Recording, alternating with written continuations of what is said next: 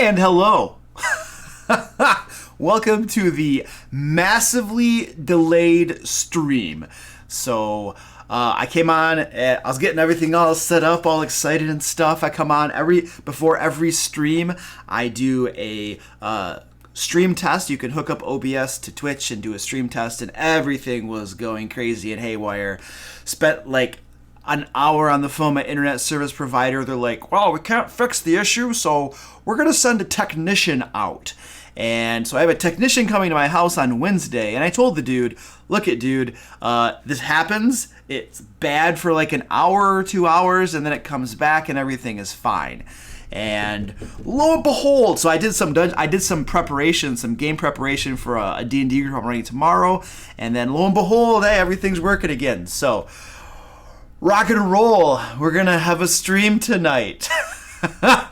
It's probably going to be a little shorter.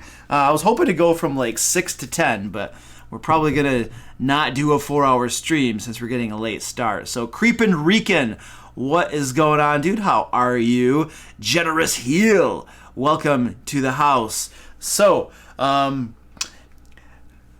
get the ball rolling. Yes, even for a little bit. Princess Canuta, hello. Welcome to the stream. Good to see you. So what I had planned for tonight, and the plans are all shot, but what I had planned was to do a little adventure creation. We began creating an adventure called Serpent Sanctum that had a bunch of grung and yuan-ti in it. We had begun creating that, made some really good progress on that. I feel like we're about halfway done, at least, with that adventure. So getting pretty close on that. I also wanted to just do some like Dungeon Master question and answer type stuff, all that good jazz.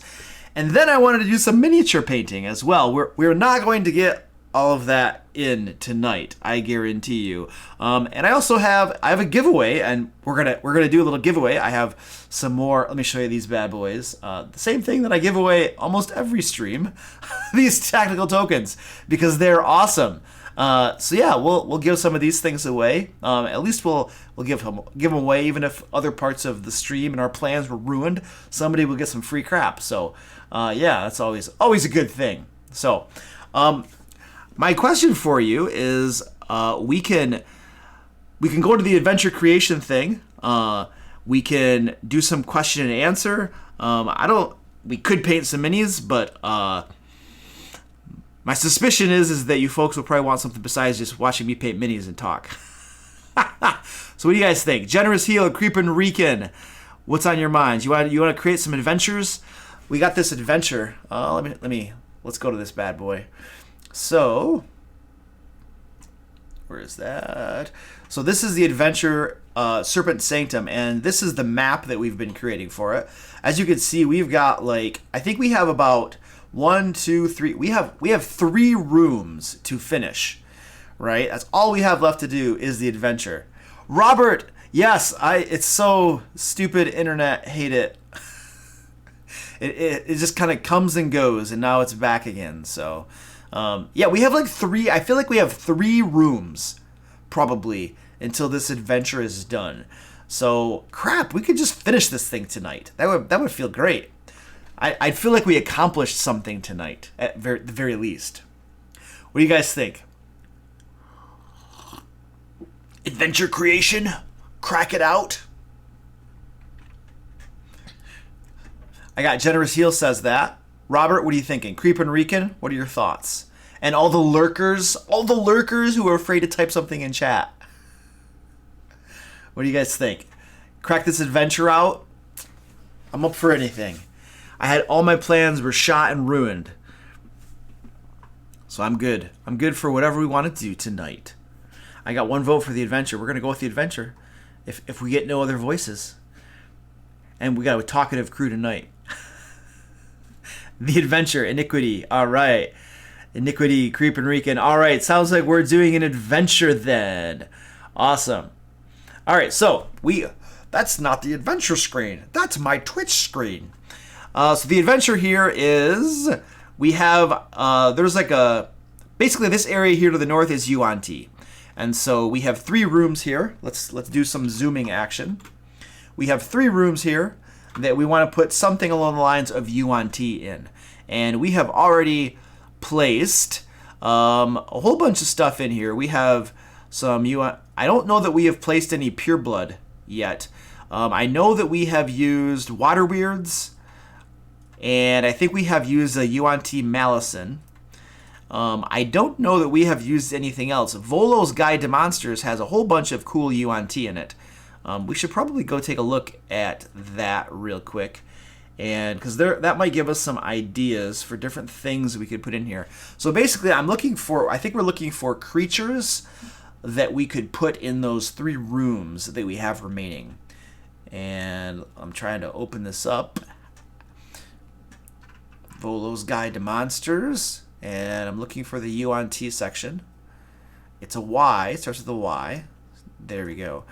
So, for context, this adventure that we're creating is for level 6 to 9 characters. So characters that are level 6 to 9. So that'll put like the context of what kind of like monsters we're looking for. So for instance, this yuan-ti anathema is probably a little too beefy. Did I miss something, or did the magical coat rack not get made?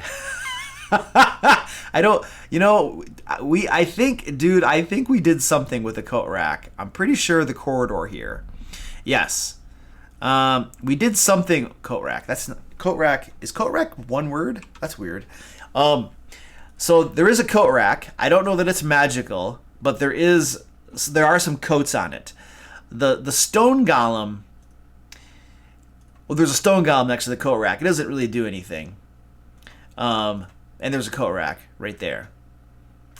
But anyway, it's not magical. It just holds coats.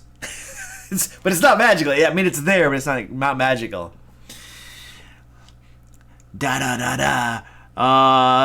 Generous Heel says a bone naga. I think we put a bone naga in here. Yes. In room 8, we have bone nagas and a flame skull. So we got that covered. Brood guards. Yes, I agree. We should definitely have some brood guards. Are those in Volos, or are those? Yes, those are in Volos. So the brood guard. Let's do some zoomy action. The brood guards are these guys right here, and basically, I think the yuan-ti can create these brood guards from capturing humanoids, and I'm pretty sure that it's been a while since I worked on this adventure. I'm pretty sure that part of our storyline had the yuan-ti doing something bad. So the yuan-ti there's a yuan-ti abomination who's trying to become an anathema. And I think that they are sacrificing innocents. I'm pretty sure that in this bloodbath room, they are sacrificing, they're sacrificing innocents that the Grung capture in order to help their leader become an anathema. But they could also be creating brood guards from the innocents as well. So I think brood guards is a good idea. We should put some of those in there. So let's see. They're on page 203. I'm going to write this down. So we should definitely get some brood guards in there. Brood guards.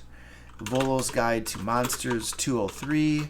They are a CR2 for 450 experience points. I like that.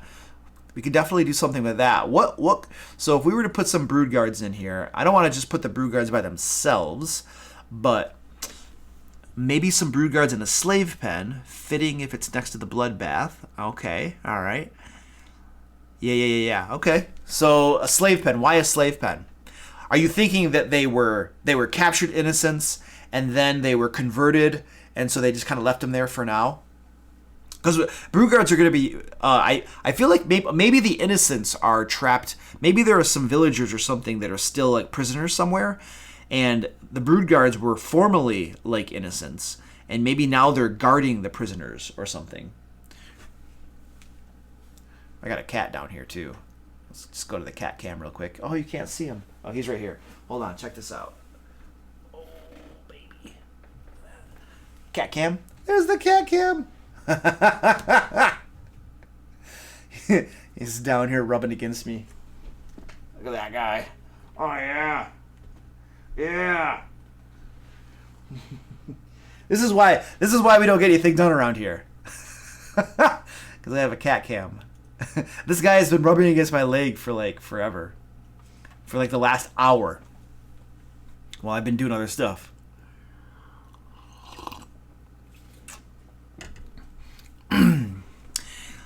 Some sacrifice for the bloodbath and some turn to brood guards. Yeah, exactly, Creep and Recon. That's what I'm thinking. That makes sense to me.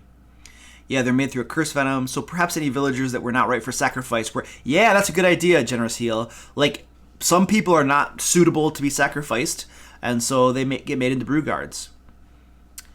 Yeah, I like it. Okay, cool. Sweetness. So, on our map then, where do we think the appropriate place for those guys... Oh, look at this. Look at this, you guys. Look at this room right here. Upper right-hand corner. There is like a square in the middle of it. Right? That could be the slave pen. Okay? And then the brood guard... There could be some brood guards in the room that are kind of guarding it. You know? What do you think of that? Let's call it... I think that works. Let's do that. So we're going to take... Let me find 09, our bloodbath. We're going to duplicate that layer. And we're going to call it 10... slave pen. That'll be our slave pen. Bam. And then let's drag that up there. 10 slave pen. There we go. Beautiful. So now we have our slave pen ready to go. All we need to do is write out a description for this in our adventure. Leanne, hello. Good to see you again. We are putting some brood guards in this room here, and there are some helpless villagers, innocents, so to speak, trapped in it. So, got here just in time for the fun. The first like 10 minutes was me talking about how dumb my internet connection is. So you missed all the pointless chatter. All right. So, slave pen. Let's go to this bad boy. And now, brood guards are a CR2. Here's the thing: we are running this. We are creating this adventure for how many characters did we say we're creating it for? 4 characters, levels 6 to 9. So, and I'm gonna show you guys what's going through my mind right now. Brood guards are really low level, and so. We could have, let's just pretend like we had 5 brood guards crammed into that room. It's still, well, that's hard for level 6. For a level 9 group, that would be a medium encounter. That's actually not that bad. That's not a bad encounter. We could put 4 of them in there. Yeah. 4 of them. 4 of them is still challenging. And the other thing I'm thinking about is I'm trying to flesh out kind of, besides thinking about like how many of these creatures is a reasonable challenge for the level of the party, I'm also looking at the map, and these are 5-foot squares, I think. No, okay, each square is 10 feet. Each square is 10 feet. That's better. Okay, cool. So there's plenty of room in here. What I was thinking is if each of these squares is 5 feet, then the problem that we're going to have is there's no room to maneuver during combat. And if you put a bunch of brood guards in here, they can't move and attack the players or anything. But each square is 10 feet, so that changes everything. I think now we can pretty much put in here whatever we want. Do you guys want to... So check this out. We could just have brood guards in here. But we could also maybe put... We have a mind whisperer that we haven't used. We have a nightmare speaker that we haven't used. I know there was somebody with a pitmaster. I know that there was somebody from a previous stream that wanted to put a nightmare speaker in the dungeon. What if we put a nightmare speaker in there and then some brood guards? What do you guys think? We have a mind whisperer. Now the mind whisperer it gives you some flavor here. Yeah, it says the cruelest of all yuan-ti. Nightmare speakers. Well, that's nightmare speakers. That's the snake thing right here. Nightmare speakers revel in torturing prisoners and slaves, leaving them in a constant state of fear and dread. So it kind of makes sense to have that nightmare speaker in that slave pen, because she's in there like, torturing them and stuff while they're waiting to be turned into brood guards, you know? And so she could actually be administering like the venom poison stuff too. So I think that actually thematically kind of makes sense. What do you guys think? I'm going to read some of your chat too here. Okay, Generous Heal says, a pit master, if there is a need for your creature to command them, otherwise 5 is quite good. What website is this? So the website, Robert, is, I'll give you a link to this. This is the website I use for calculating all of my encounters. I'm going to drop a link in the chat for you. There you go. You basically just punch some numbers in and it calculates the difficulty. It's amazing. It's just like, this is my go-to website for calculating difficulties of encounters for my group. Okay, the Dungeon Master Guide gives you all of the formulas in math, but it's crazy, takes a long time. Like, and then you got to recalculate it as you like adjust things. This, you just punch a couple buttons and boom, you're done. So, all right. Let me see what else we got in the chat here. Nightmare Speaker. So Leanne likes the Nightmare Speaker. All right, the Slave Manager. Nightmares. Okay. Valdez, hello, welcome. Animal, hello, welcome to the stream. Or unless you've been here the whole time and you're just lurking, and like that's your first chat. But anyway, thank you for typing. All right, it sounds like we have Nightmare Speaker is our final conclusion. Excellent, Nightmare Speaker it is. And now Nightmare. So we're gonna add a row. Okay, we need to do this too. So Nightmare Speaker is on page 205 and it's for 1100. So where's that guy? Let's put that right there. Nightmare Speaker, Volo's Guide to Monsters. I already forgot the page number. 205. And it's a CR4 for 1100 XP. My headset is beeping at me. What does that mean? Did it just die? I think my headset might have just died. It's not blinking anymore. I think that means it died. Let me play some music and see if I can hear the music. Stand by. Stand by. It just beeped at me. Oh yeah, I for sure can't hear that music. Hold on, let me try to turn it back on.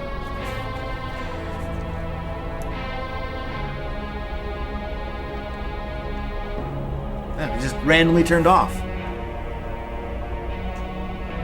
I think it's back on now.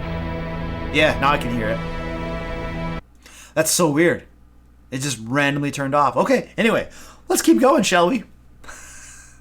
Alright, so we got the Nightmare Speaker. CR4. Let's punch the Nightmare Speaker in for 1100 XP. These are super yeah, well, you know, I recharged it on Tuesday because on Wednesday I had my D&D group with my patrons, and I had made sure I had a full recharge, and this thing's supposed to last for like 9 hours, and we only played for about 4 or so it should be okay. But yeah, I should probably recharge it before a stream just to make sure. All right, so we have one Nightmare Speaker, and now it becomes deadly. So we don't want it to be deadly. What if we reduce the number of brood guards? Now it becomes hard. Okay, I think that's fine. So at a level 6 party, if we have 2 brood guards and 1 Nightmare Speaker, it's not a good day to keep things on track. No, it's not. Just a bajillion distractions and stuff, totally.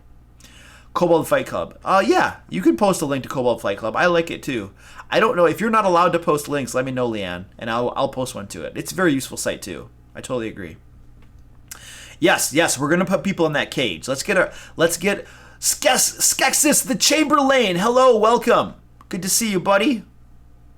What is that? He's got some emoji. What is that emoji? Ooh, that's a cool emoji, dude. Emote. They call them emotes around here. Nice. It seemed to work. Wonderful. Thank you. Let's type that out on our character sheet. Our Dungeon Master sheet. Our adventure sheet. Actually, we have not done anything for that room, so we should probably type that room in. That is 10. What do we call it? Slave pen or something? Yeah, we call it slave pen. Excellent. And we are doing descriptive text. So we want to make sure we get our descriptive text. But before we go back and write that out, I just want to fill in, I want to crunch the numbers for our encounter. And then we will go back in and fill in the gaps for this. So this is the little thingy I use in my adventures when I create my adventures. But basically what this does is we are going to calculate this encounter for a level 6 party, a level 7 party, a level 8 party, and a level 9 party. That way, a dungeon master who picks this adventure up and runs it, it covers like a 4-level swath for him. So it's more versatile. This is how I create most of my adventures, because then I don't have to worry about what exact level my players happen to be. My adventure is ready to go for a range of levels.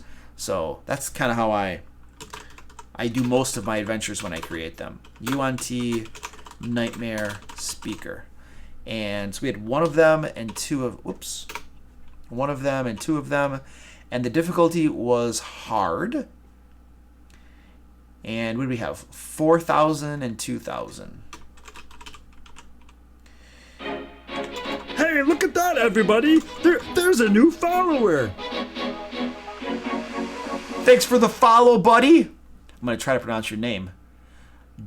Dwifam?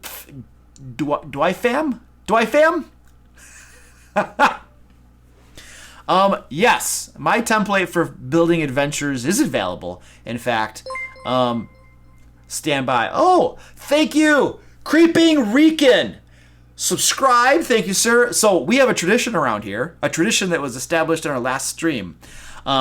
Anytime somebody subscribes, I do a dance on the live stream, like right here live. I do a dance, and you all can choose the dance that I do. And I probably won't know how to dance it, and I'll have to Google it and figure it out. But I'm going to do some stupid dance for you. So you guys decide what dance you want me to do, and I'm going to do a dance live. While you're deciding that, I'm going to drop a link to my adventure template for Leanne. You guys brainstorm that. I'm going to stand by. I'm going to look at my Google Drive.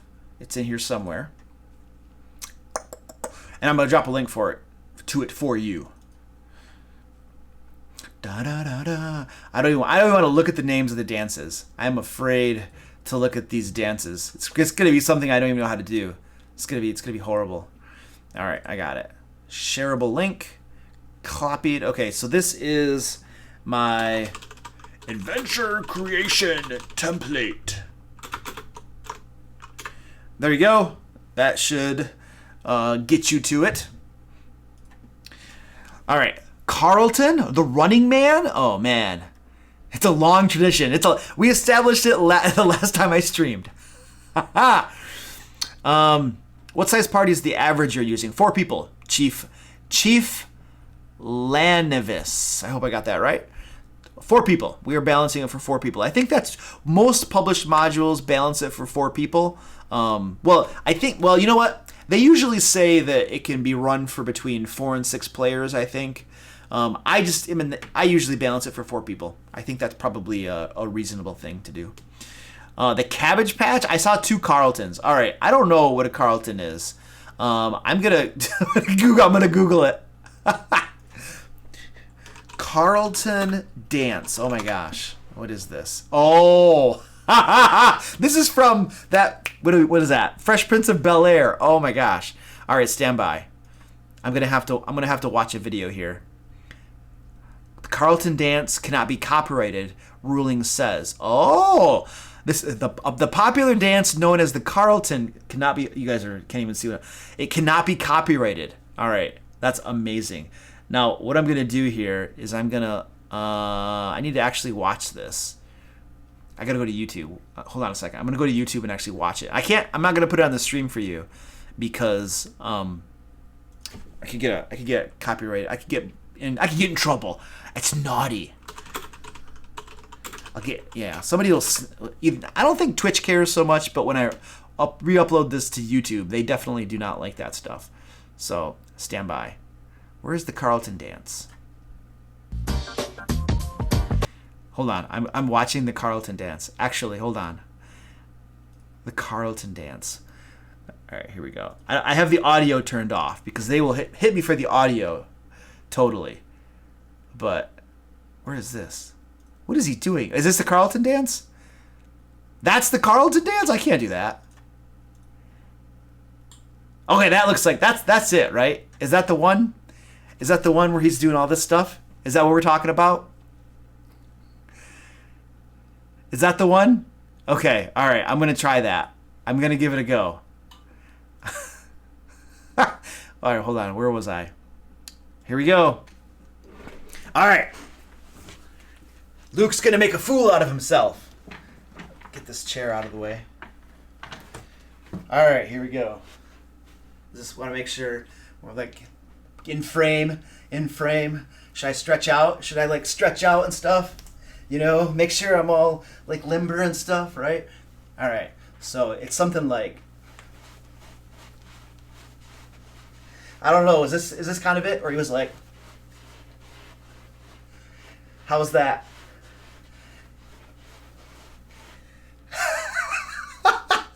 How's that? Is that good? I can do some like side kicks for you too while I'm at it. How's that? All right. You got a side kick and a spinning crescent kick too, just for good measure. And I want to turn my fan on now. Now I'm like sweating. It's a lot of physical activity to do around here. Somebody clip that. Somebody clip that in Twitch, if you'd be so kind. That's great. You gotta clip that. Somebody has to clip that. It's like, we came for Dungeons and Dragons and we'd stayed for the horrible dancing. All right, what were we doing? We were creating an adventure. Imagine that. So this is what happens every time somebody subscribes. I do a stupid dance. Whoa, that's the wrong camera. That's the camera of my cup. Look at that. Woo! That's actually the camera that, everybody. for There's a new follower. What do you want to call it? When I do my miniature painting, I hook it up and it points down. But there we go. Thank you for the follow, sir. Appreciate it. See, look at that. Look at that. I do a stupid dance and somebody's like, I'm following this guy. He is worth following. Okay, what we were doing, we totally got distracted. We were doing something. We were building this out right here. We were building out the slave pen. We got the level 6 done. And if there's something else I forgot to do, somebody had better remind me because we totally got distracted. The nightmare, yeah. So we got the nightmare. We got 2 brood guards. We did it for level 6, and now we're gonna balance it for level 7. So I'm gonna punch in level 7. It's a medium now. I think a medium encounter is okay. I don't have a problem with that. At level 8, it's still a medium encounter, and at level 9, it becomes easy. This is where I want to punch it up a little bit. We should. So for these levels right here, for levels 7 and 8, I think it's okay for it to be a medium. I'm not too concerned about that. Let me see. Where are we going? Where is my... Table design. There we go. That's what I want. I want to delete that row. Delete row. All right. For level 9, we want to punch it up a little bit. So let's put 3 brood guards in there. Now it becomes a medium. Meh, a medium. What if I put 4 in there? Still a medium. All right. Yeah, baby, we got it clipped. Skeksis, the Chamberlain. You the man. Nice. That's awesome. Wow. What about 5 brood guards? Now it's hard. Let's leave it at 4. I think 4 is okay. Let's leave it at a medium encounter. So it'll be 5,800 and 2,900. Where'd that go? So 5,800 and 2,900. Those are some experience calculations. We're not going to get into the math or the explanation today on that. But it is a thing. You don't need to worry about it too much if you're running this adventure. You can just pay attention to that row right there and that row right there. This is because I'm like, I like to calculate and have everything listed there. So that's just me. All right. Now, what we are currently building, come on, baby, this room right here, the slave pen. So as you can see in this room, we have the slave pen is right there, and we're going to put some people in there. Let's describe the room first. So there's a door going into the room, and then you have a room. What are these dots, you guys? So if this is basically a slave pen, the middle here is some sort of cage, and then we have some brood guards and yuan-ti in here. What is the dots? What could the dots on this map represent? Does the Nightmare Speaker have any magical doodads? They might. We do have a loot list. This is our loot that we have left to distribute. We actually have a potion of heroism and a potion of stone giant strength that we have to distribute yet, so we could definitely place that on the brood guard. In fact, let's do that right now while you guys are telling me what those dots are. Loot. The brood, not the brood guard. The Nightmare Speaker has on her person a potion of heroism, a potion of stone giant strength, and we should probably put a little bit of some cash or something. Let's say, ooh, that's not too bad. Let's say she has 10 gems worth 25 gold pieces each. So that's 250 gold pieces. So what we're gonna do is, what's that converted to silver? Well, we could just take it off this too. What's 1,100 minus 250? Oh my gosh. That's hard. We got some serious math going on now. 950? Nope, that's not right. 850? 850, right? I think that's right. I am a writer by trade, not a mathematician. But Luke, you say, that's like first grade math, to which I have no response. Okay. All right, so we have some loot. We have some loot on the Nightmare Speaker. And so we got shackles. Ooh, shackles. Yeah, that I like it. Good call, Creepin' Reekin'. The place the prisoners are chained to. Anchor points to chain them to the wall, like posted there. Yeah, they're shackles. Okay, good. Yeah. Oh, Chief Lanevis. Chief Lanevis. All right, thank you. Appreciate that. Yes, the Nightmare Speaker has some bling. Absolutely has some bling. And let's do some read aloud text to describe this room then. Right here. So, it's a big room, right? It's like 30 feet by 30 feet. That's a big room. It's not massive, but it's pretty big.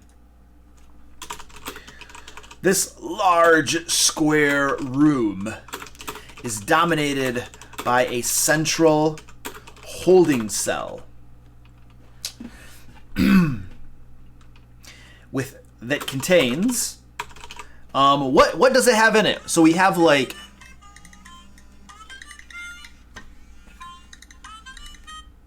that is my alarm alerting me to do our giveaway. So as soon as we get this read aloud text done, we are gonna do our giveaway. I'm gonna give you information about how to enter into the giveaway. At the end of the stream is when I actually pick a winner of our giveaway tonight. Let's finish our read aloud text and then we'll get into that though. This large square room is dominated by a central holding cell that contains, it's gonna have the prisoners in it. Who are the prisoners? Probably just some like humans or something that they captured. I think it was a local village, so we need to roll a die. Where are my dice? I don't have my dice out. How do I not have my dice out? Oh my gosh. All right, we're gonna get some dice out right here. Oh, that's a lot of dice. That is a lot of dice. I just filled my dice tray up with dice. Now how am I gonna roll them? All right, I'm rolling a d6 to determine how many prisoners. 4 prisoners. 4. 4 bedraggled. It's a good word. Bedraggled humans. All right. Whips and poles. What is that? Neonovec whips and poles. Yeah, I am a writer by trade, so I have a few words up my sleeve. A live human and a skeleton? Nice. Well, the yuan-ti have been taking prisoners from a local village is our backstory to this quest. So it makes sense that they would just have some humans here. And let's say humans. Let's say we have 1 boy, 2 adult males, and 1 adult female. They were taken captive. We'll say the grung took them. The grung attacked their farm and took them captive. There you go. Names. Give me some names. What are we gonna name them? Because you know exactly. Oh no. Oh no. Oh no. Somebody subscribed. That means I gotta do a dance again. Okay. We'll get to that in a second. Thank you, Generous Heel, for forcing me to dance for the second time. Before we do that, we got like a backlog of to-dos now.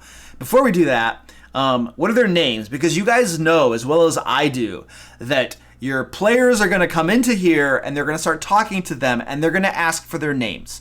It's a guaranteed. So let's develop. We need a 1 boy, 2 adult males, and adult female. So just start throwing in some names. Yes, Skexis the Chamberlain. I do a special dance of your choosing every time somebody subs. That is apparently the tradition around here. We'll get to the dance in a moment. I'm excited. This is going to be great. Usually I have to look the dance up because I don't know dances. I'm not a dancer. I have no idea.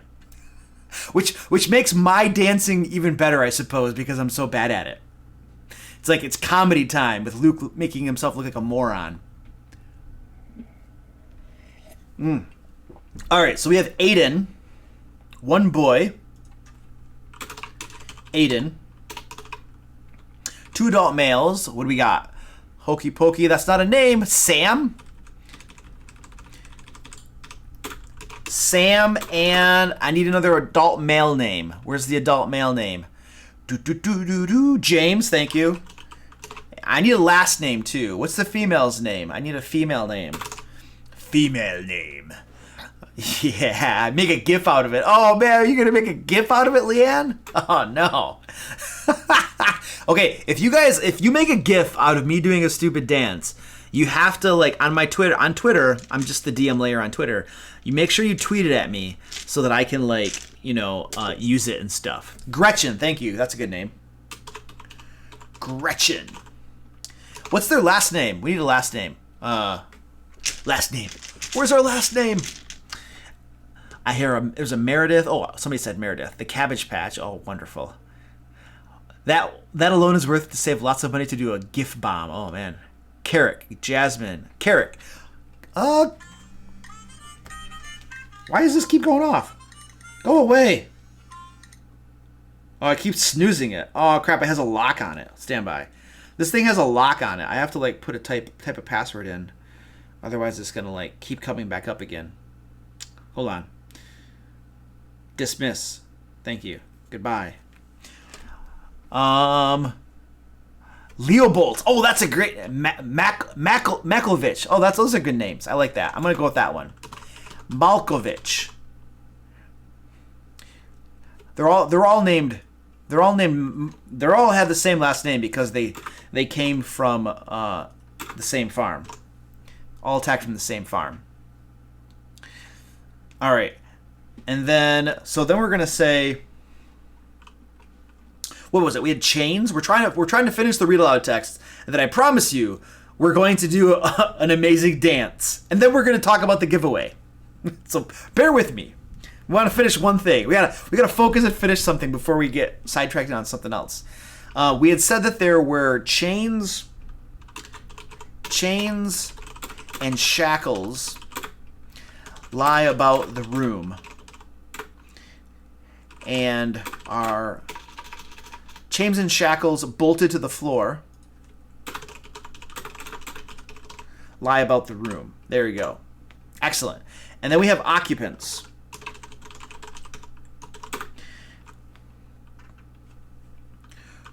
One yuan-ti nightmare speaker and a few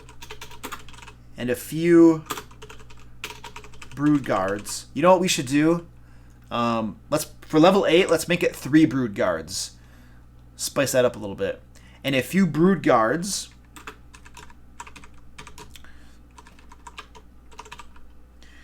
are in the room. What are they doing? What are they doing in the room? Like, what are they doing? Are they currently torturing one of the humans? Or something? Breaking the slaves? Yeah. So maybe they're doing something through the cell. What are they actually doing through the cell?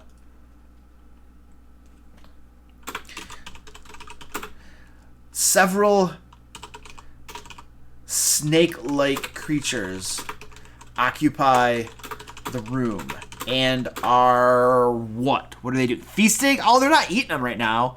Not quite eating them right now. Oh, look at that. Creepin' Rican and Generous Heel are sporting my sub badge. So I don't know if you can tell, but that sub badge is it's a shell that's kind of cracking open, and there's a little snout peeking out of it. It's like a dragon snout, and there's the loyalty, as you gain like loyalty badges, like the dragon like comes out of the shell, it starts to get bigger and starts to grow and stuff. So there's like a whole theme to the like sub badges. Because I'm very clever. All right. So what are they doing in the room? Feasting, using the child as a whipping boy. Oh, that's a little dark.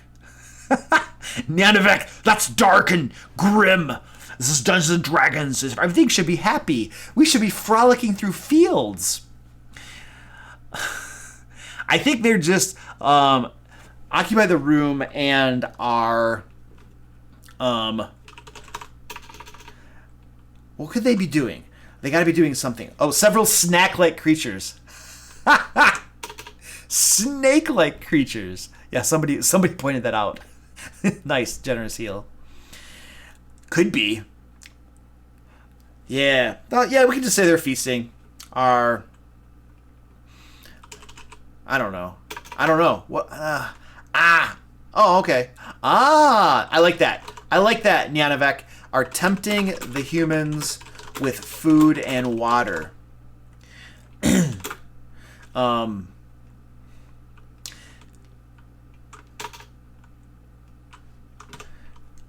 There.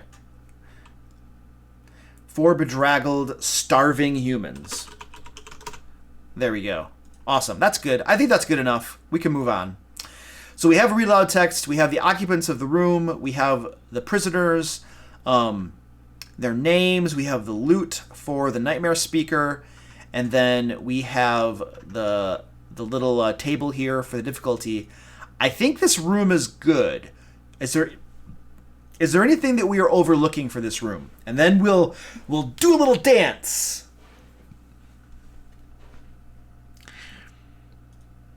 Deciding who is Broodguard and who is Sacrifice. Hungry. Am I hungry? Juicy Plasma, you're asking me if I'm hungry. Are you serious? Dude, I'm always hungry. Always. Well, almost always. Sometimes I'm not. But I feel like you could like roll percentile dice and there's a 90% chance of my being hungry at any given point in time. Yeah. They're snack-like creatures. Yes, they're snack-like creatures. Information on previous slaves. This is a room where they process slaves. A great place to offer players more information. Yeah. Okay. So, yes. So let's do a thing called role-playing the humans. And what do they know? What do they? So the humans will know. Let's get this. They can tell the story of their being captured by the grung. They can tell. Well, we'll just say this. We'll say they can tell the player, the characters, the following. What information can they give the players? Because you're right. This is a good opportunity for them to talk to the humans and get some information from them that is going to help them in the rest of the adventure. The child probably doesn't have as good of information as the adults, but I don't think we need to specify all those details here. We can leave that to the discretion of the dungeon master. You know what I mean? Otherwise, we're gonna what I want to avoid is listing out what the boy knows, what the adults know, and then what the female knows, because that'll just take us a lot of time in this room. And I want to get it done. All right, so I'm just gonna start typing. If you guys have other ideas, oh yes, the story of their being captured by the grung. That there were 3 more humans from their village there when they arrived, but the snake creatures took them away. Okay. The nightmare speaker has been torturing them.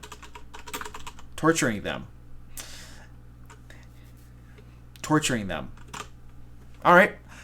I think that is probably sufficient unless you guys have any ideas. Mayhaps the humans know of any kinds of creatures they may have seen in the dungeon. Not the specific type, but maybe descriptively. Adds in foreshadowing. Yes. So, they can tell them they have seen a...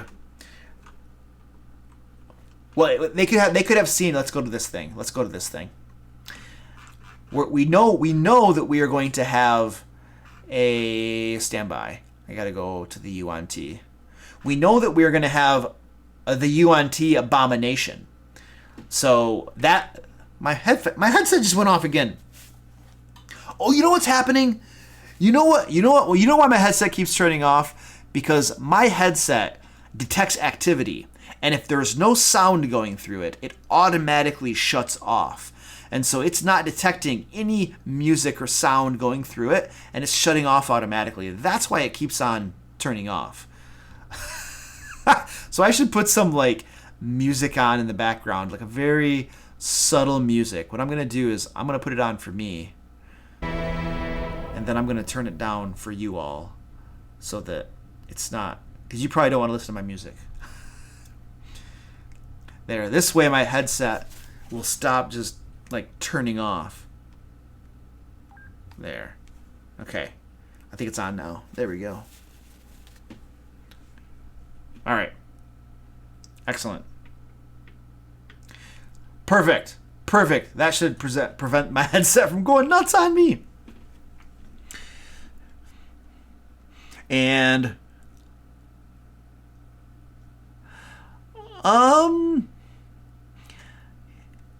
I don't think, the adults, well, if the adults arrived and there were prisoners in that cell and the adults were put in that cell, the snake people would have come and just taken the other prisoners away. I don't think the adults would have any idea of where they went. They were taken out, But I think we could definitely foreshadow the abomination, for sure. So they've seen the abomination and they can describe the yuan-ti abomination to them.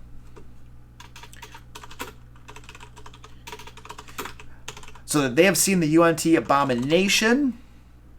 They can describe it, but not put a name to it.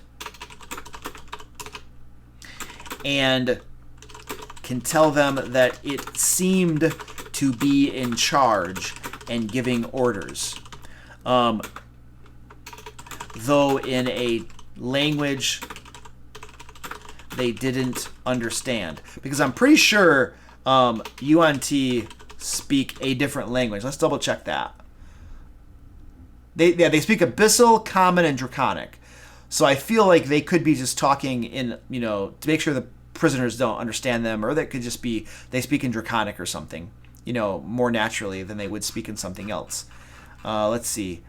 Yeah, they all kind of speak the same thing. Yeah, they all speak those 3 languages. So let's go with that. That makes sense to me. There, that foreshadows. So if they talk to them, that foreshadows the abomination, who is the big bad. That he is the big bad boss of this dungeon. So I think that makes sense. How's that? Is that good? I feel like that's enough in this room. I kind of want to move on, and I owe you guys a dance. All right.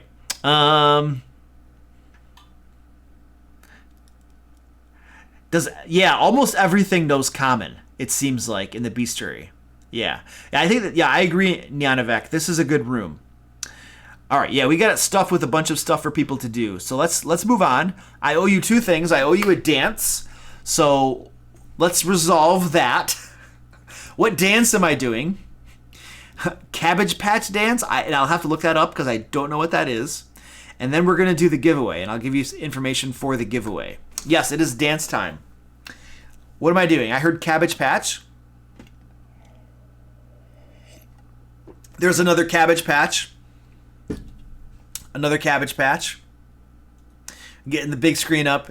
Getting the big screen. The big screen for the Cabbage Patch dance. Wow, it's a good thing that I'm not like embarrassed by this sort of thing. I'm used to acting like a moron in front of a lot of people. So it sounds like Cabbage Patch, and I'm gonna have to look that up because I don't know what that is. So if we were playing Trivial Pursuit, pop culture, and music, which is kind of part of pop culture, I would fail. Give me history of South Africa any day of the week over pop culture. Not that I know a lot about South Africa, but let's look at the Cabbage Patch. The Cabbage Patch dance. I'm afraid. Oh my gosh, how to do the Cabbage Patch dance? Okay. All right, so check this out. I got a video for us. We are all going to observe this video here that I have found. Theater mode. How's that? That's a little bit bigger. All right, we're going to learn how to do the Cabbage Patch today. Now I can't put the audio on because I'll get nailed for that. But they should probably not nail me for this. Oh jeez. Oh, that's not that bad.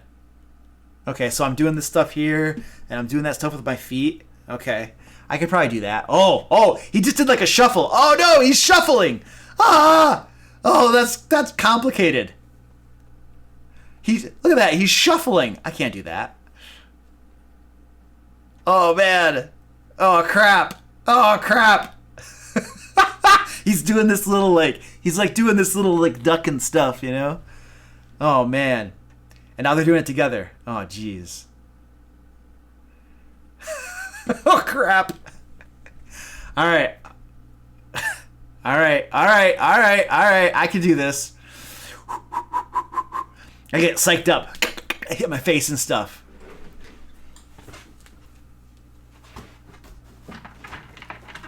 Chair out of the way. All right, this is my warm-up. All right, so this is like... Oh, there we go. And make sure you can see my feet and stuff, because there's like some...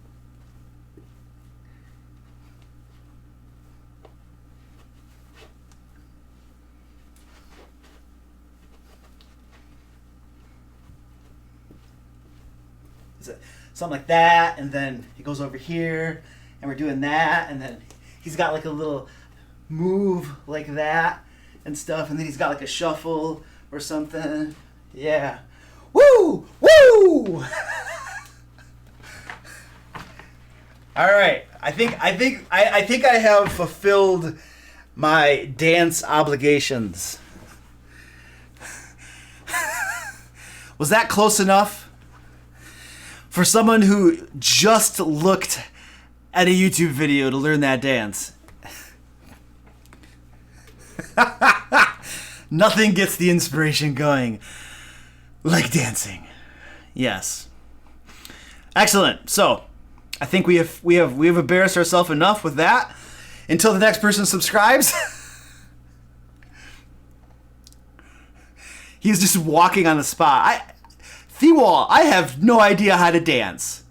You need a Patreon stretch goal of dance lessons. I am not a dancer. I like just don't dance. Like never, ever. So, yeah. You have an ad? I don't know what that means. Super dude.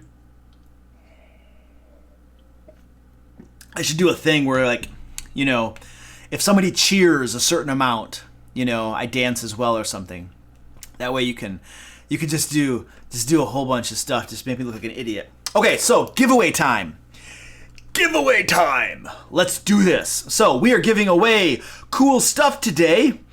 And what are we giving away? We're going to give away some tactical tokens. These things are, so basically you know what miniatures are. You use them on a grid. These things right here are the same size as a miniature that you would use on a grid, and you use them in place of miniatures. They're transportable. You can carry them around. They're color on one side. They are black and white on the other side. They're super high quality. They have like this finish to them, so they're not paper. They're not going to get wet and get ruined on you. So, the way to get these, in a panel down below on my Twitch channel, there is a link to it, but I'm also going to paste it in the chat right here. Bam, there it is. You guys can go to that link right there, and you're going to need the passcode, the password, in order to enter the giveaway. The password is Gary. The password is Gary, so go to that link, throw in the password Gary, and then there are a couple other things you can do too that will get you more entries into the giveaway. So feel free to do that if you want to. But the only thing required is to enter in the password Gary, and you will be entered into the giveaway. We are going to draw the winner of the giveaway at the end of the stream, which is probably not too long from now. I would love to finish this adventure up tonight if we can, but I'm not sure how long that'll take us. So there you go. So hook yourselves up into that bad boy, and let's keep going. I think that's all that we had planned to do. That room, the dance, then the giveaway, and then we can go back to creating our adventure, I think. I love Star Wars. I love the original trilogy. Amazing. Okay. After that, everything just pretty much sucks. Like, if we're talking movies, right? Like, the prequels. Ugh. However, that said, the prequels were much better than the ones they're coming out with now. The ones that Disney is just like torching.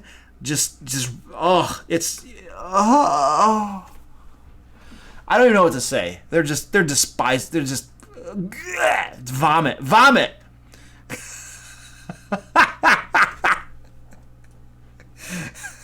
Hate them. Stupid. Like, stupid. Horrible. Dumb. Although I will say, Solo, I actually think that, what is this? Following. Bad Doc, thank you, sir, for the follow.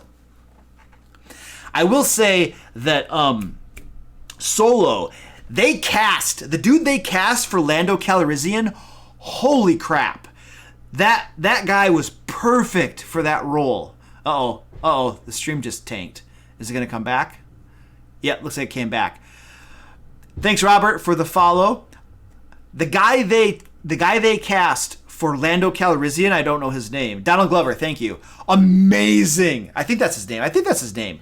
Amazing actor. Like, he nailed that role. Oh my gosh. It was exactly as I remembered it. So that was a great casting. You know, I kind of liked movie Solo. I like that. I thought Rogue One was well done. But when they actually continue, thank you for the follow, Pixel Friend. Appreciate that. Pixel Yeah, friend. But like what do you want to call it? The actual ones that have like that actually continue the Star Wars storyline after like the original trilogy or whatever. The ones that have Luke Skywalker and who's the girl with the bow staff thingy, and then the stormtrooper. You know that stuff right there. Those ones are just horrible. There's no redeeming quality whatsoever about them. It's just dumb.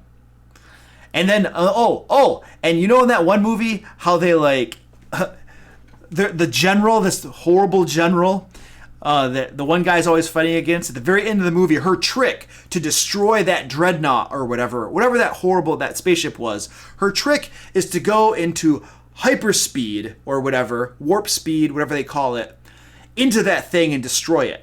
Like, that was the first time in history that somebody had ever thought of just jumping into warp speed to destroy something like that. You could just take an X-Wing and have it jump into warp and boom, destroy the most powerful spaceship in the entire galaxy. You could have done that to the Death Star. Just have it jump into warp speed. Totally destroy it. Bypass the shields, bypass all the defenses, just totally destroy it. It's like a horrible, horrible plot device. It's just like, and then you got to ask yourself, when they were being chased and the whole fleet was being destroyed, one ship by one ship, all that general had to do was say, hold on, hold my beer, and take one ship, boom, destroy it, and then all the other ships get away. Instead, they're fleeing away as one ship after ship after ship gets destroyed, okay? And then they wait till the very end to have her hold my beer moment. It's the stupidest thing in the world. I'm sorry. Okay, I ranted on that long enough. And spoilers. after I spoiled it. All right. Okay. Let's do our adventure. All right. My complaint is not against the characters necessarily. I'm mostly, the plot is horrible, I think. I think that's my primary complaint. Is probably the plot. I don't know that it's the characters themselves. But anyway, just totally unsatisfactory movies. Unsatisfactory. I will take Jar Jar Binks in a movie any day over what Disney is doing to destroy our beloved franchise or whatever. Thanks, Disney. Appreciate it. Fist bump to your nose. All right, let's do our adventure. Let's do this. Let's do this up. You guys put me on a rant about this stuff. Let's look at this stuff. Woo! Woo! I'm out of coffee. Hold on. I think I have a little bit of coffee left. My pot's over here.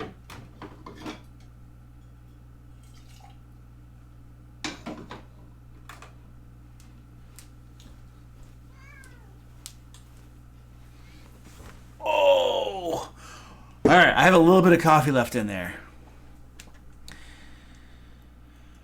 What are we doing? Cabbage Patch.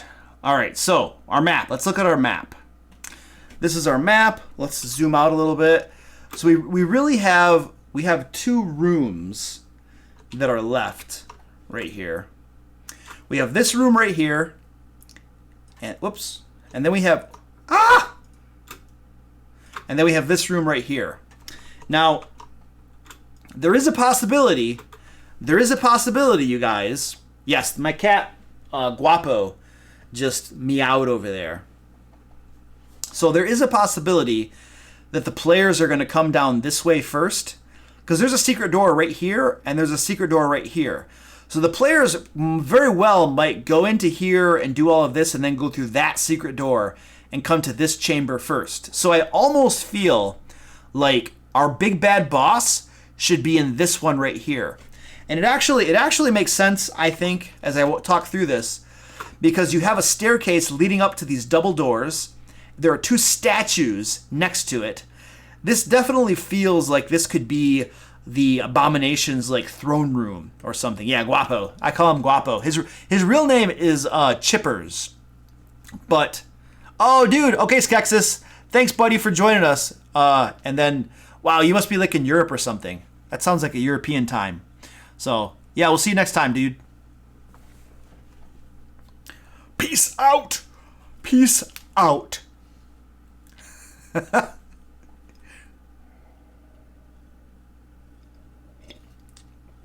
have so little coffee left in this cup. It's disappointing. How many names cats always have? Yeah, his real name is Chipper. Actually, his original name was Chocolate Chip. And then that was too long, right? So then we... Oh, crap. Are we back up? I crashed. Oh, I totally crashed. That's probably just going to be dead. Oh, am I back? Oh, I'm back! Woo! We can do a cat cam. We can do a cat cam once he's over here. Oh, uh-oh, uh-oh, uh-oh. We're going to put the cat cam up because my stream is crashing.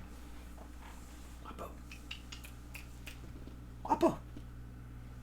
Over here. He's like down here off camera. He doesn't want to come on camera. No, my stream is just going nutsy. My stream is in the process of crashing again with my unreliable internet, I feel. I'm like staring at my OBS screen right here. Now it's green now, but it went red like several times. Well, you can see a little bit of cat. There's a little bit of a cat down here. Now it's crashing again. There we go. Now he comes up over here. What do I use for my maps? Okay, so let's cover that. That's a good question. What do I use for my maps? I get my maps, the maps that I do in my live stream, I get from standby. I gotta go to, geez, this stream is just dying on me. I get my maps from this guy right here. This is Justin David Russell is his name. He is Epic Works Studio, and this is where I get my maps for my live streams. So actually, check this dude out. I'm gonna drop a link to his stuff. There you go. You can check his stuff out. You can get a lot of his maps for free. I mean, they'll pay what you want, so you can just download them and then toss them a buck or two, and you can get a bunch of maps. And so his maps are the ones that I use. Like this map. Where is that guy? This map right here that we're currently working on or working with is from him. You know, and so they're pretty legit. Check his stuff out. It's all good. It's all good. What kind of tracks are your favorite to use for your games? What's a track? What do you mean by that? Sometimes I think the stream is more interested in cats than D&D. Yes, super dude. So true. He's down here. See, this is how I pass most of my day. Honestly, I will be here working, and I got a cat down here that I'm like petting as I work. Music. I use a lot of World of Warcraft music, to be honest, because they have really good music. And then I like the Conan the Barbarian and Conan the Destroyer movies from like the 80s, I think, with Arnold Schwarzenegger in them. Really epic music. I love that music. Assassin's Creed music soundtracks have really good music as well. And then what else do I use a lot of? Guild Wars. The video game Guild Wars has really good tracks that I like to use. So I think those are some off the top of my head that I can think of music. Yeah, Witcher. Oh yeah, Witcher. I think I've looked at Witcher a little bit too. That's good. Yep, Witcher's cool. All right, you're gonna get some ice cream. I want some ice cream. What are you doing? Going to get some ice cream without mailing me some. I can give you my PO box. You can mail me some ice cream. Oh, thanks. Generous heel. Lord of the Rings. Yes, that's the other one. Lord of the Rings. I also have Lord of the Rings. So I take my iPad to all of my games with me, and I have those music on my iPad so I can just play it. So, you have some ice cream, Super Dude? Did you bring me some ice cream, Super Dude? All right, so let's do this room right here. So, if this room right here is, we have 10. Let's duplicate these things. Whoops, that's I pushed the wrong button. I didn't want to do, crap. No, cancel. That's the wrong button. We're going to duplicate this layer. It's going to be 11. I don't know what that room is going to be called. But this is going to be the next room we work on right here. It's 11. We'll come up with a name for it at some point. And then I want to make this 12. And this is the abomination. Well, let's call it the throne room. This is where the abomination is going to be. That's the boss. That is the boss of our adventure. So that's going to be 12. We'll call it throne room. But I don't want to do that one first. What I want to do first is 11. This room right here. We have 2 rooms to go. What is this room? What is it? Now, so you guys, so in this dungeon, I want to put some context around here. We do have a puzzle. We kind of have a puzzle out here. And we have a trap out here too. We have encounter. We have an encounters here. We have encounter. We have in this room, there's some more monsters to fight. More monsters to fight. More monsters to fight. And then the throne room will have monsters to fight. What if room 11 has something different for a change of pace? You know what I mean? What if it doesn't have monsters to fight? You know what I mean? What could we do there? What could we do there? Instead of monsters to fight, something creative and interesting that players will think is fun. I don't know. I don't know what it would be. But we have monsters and fights throughout this entire dungeon, and I feel like that's a little much.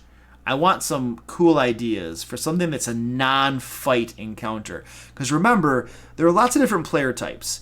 You have people that like combat and stuff like that, but you also have people that like exploration. Well, you're going to get exploration as you go through the dungeon. But there are you want something that appeals to somebody, it could, sure, if it's a sleeping area, fine, but what's in that sleeping area? A lounge, loot. Could be loot in there, possibly. A lounge for the yuan-ti. That means that there are going to be yuan-ti in there, right? Unless we don't have their... Oh, there could be purebloods. Oh, actually, you know what? We haven't actually... Actually, we haven't put any purebloods in this adventure. And purebloods are one of the types of yuan-ti, obviously. They're these human ones. And we don't have any. We could actually put, 3 of these things in there, and it would be a trivial encounter. So it would kind of be a fight, but not really. They would just kill them really quickly, So that's a possibility if we wanted to use them.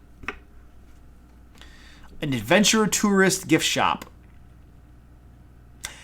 I'm going to pass on that.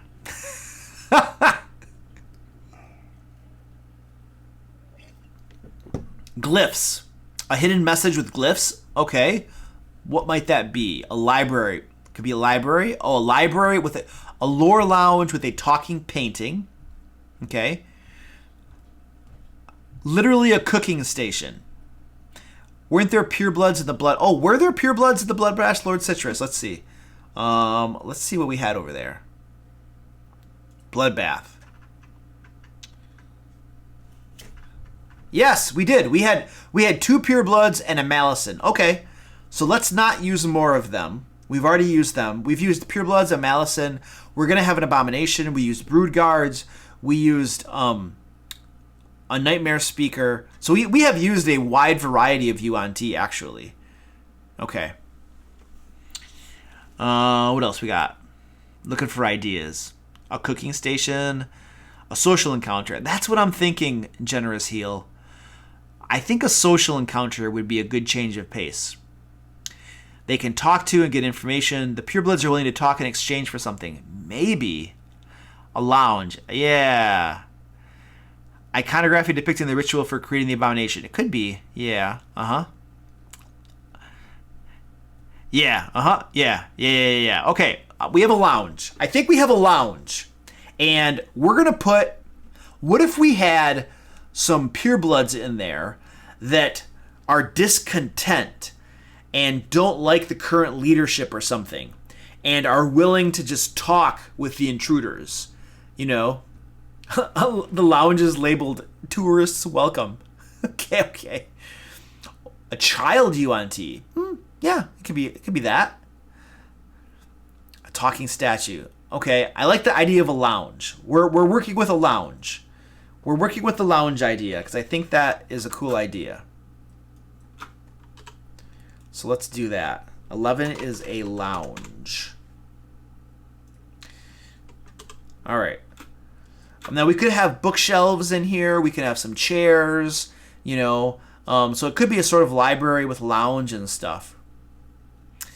I don't feel a demi-lich would fit into the flavor of this dungeon. We have like yuan-ti and stuff. I don't know. I like lounge. We got a lounge going on. Yeah, it's very deadly too. It's very deadly.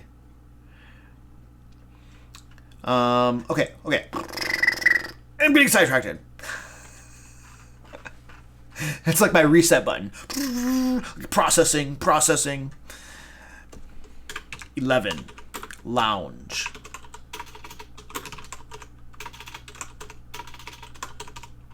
All right, cool. And let's do our read aloud text. Read aloud text for the lounge. So there are some columns in there, bookcases. Okay. All right. This L-shaped room contains four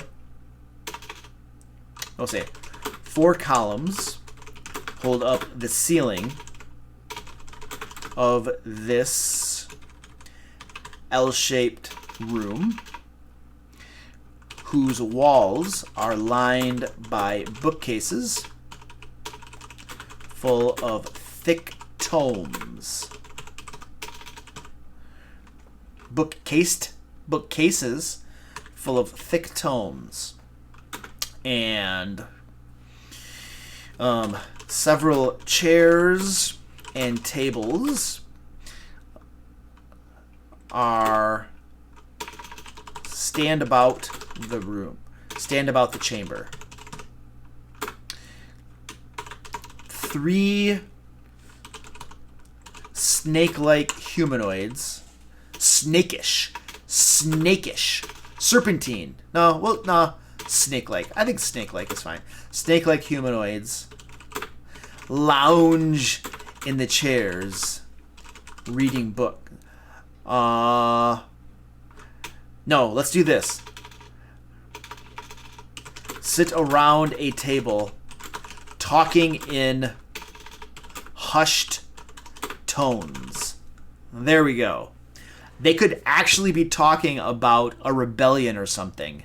And so if the players sneak up and listen to them, they'll find out that these yuan-ti don't like the current leadership or something. And I saw you guys were going crazy in the chat, so I gotta get caught up on what you guys were saying. They do. Purebloods do look more human with hints of a snake like 3 humanoids. Yeah, let's say I'm gonna kill this thing. Just keeps. There's audio going through it. Why would it keep turning off? Whatever. 3 humanoids sit around a table, talking in hushed tones. 3 humanoids.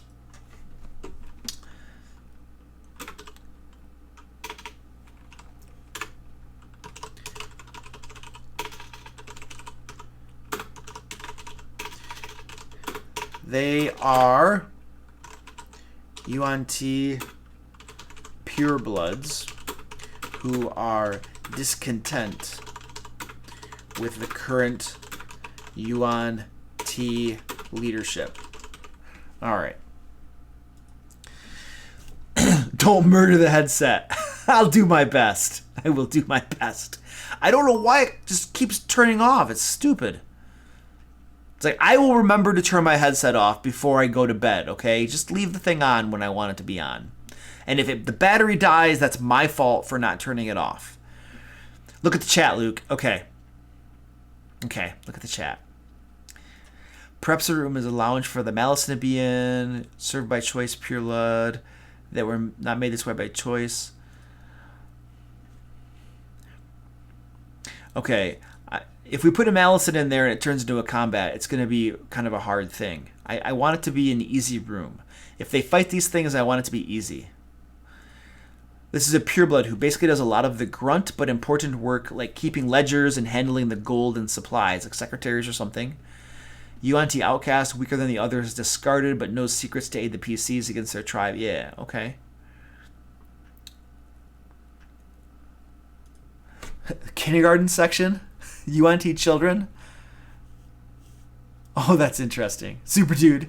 Filled with love, not hate. Yeah, I like the idea that they're kind of like outcasts that have been. I still don't hear the music. Well, this is pointless. It's pointless for me to wear these things if I can't hear anything. Maybe I don't have it loud enough. Oh yeah, I got quiet all of a sudden. Wow, that's interesting. I like the idea of them being outcast, or they're weaker than the others and they're treated poorly or something. Yeah. Is that what we're talking about?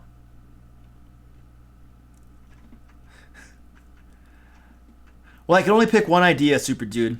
Like I can't pick every person's idea and have it be in the adventure. You know, the room can have something in it, but it can't have everything that everybody puts in the chat. It just doesn't work that way. I can't put it all in there. Yeah.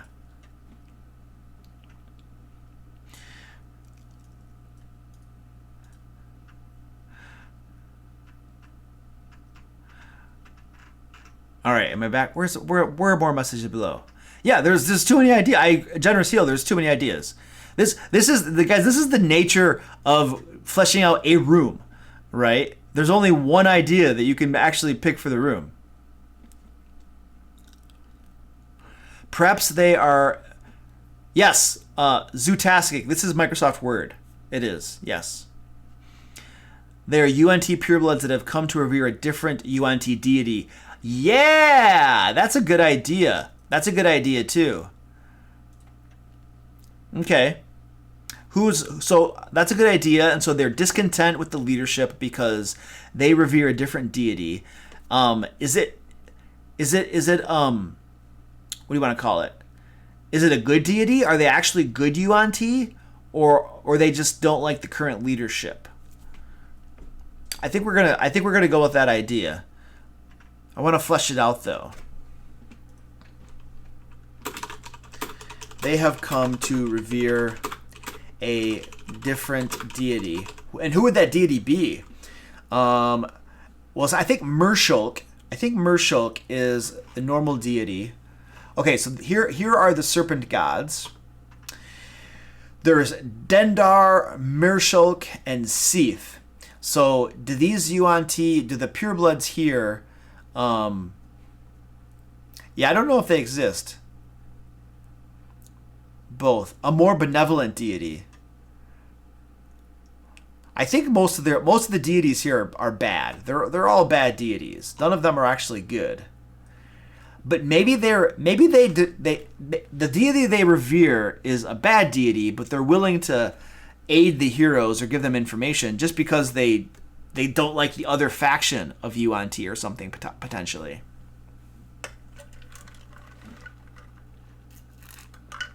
Yeah, Lord Citrus, that's a good idea. They could have a powerful monster plan to kill the current leader to make their way for a new ruler. Yeah.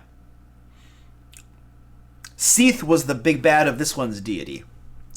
I don't know. Did we decide that? Let's see. Mershulk's. It sounds like Mershulk. I think Mershulk is the one. The yuan-ti compound. Where are NPCs? Let's just say the yuan-ti. They worship Mershulk. How do I spell that?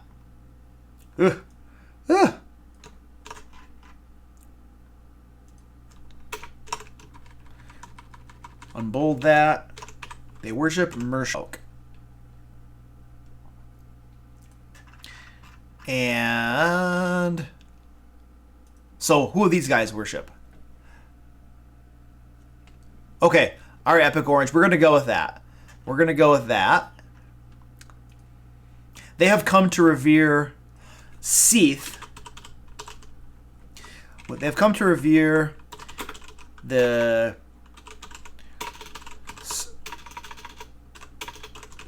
yuan-ti deity known as Seath instead of Mershulk, whom the rest of the yuan-ti in the compound worship.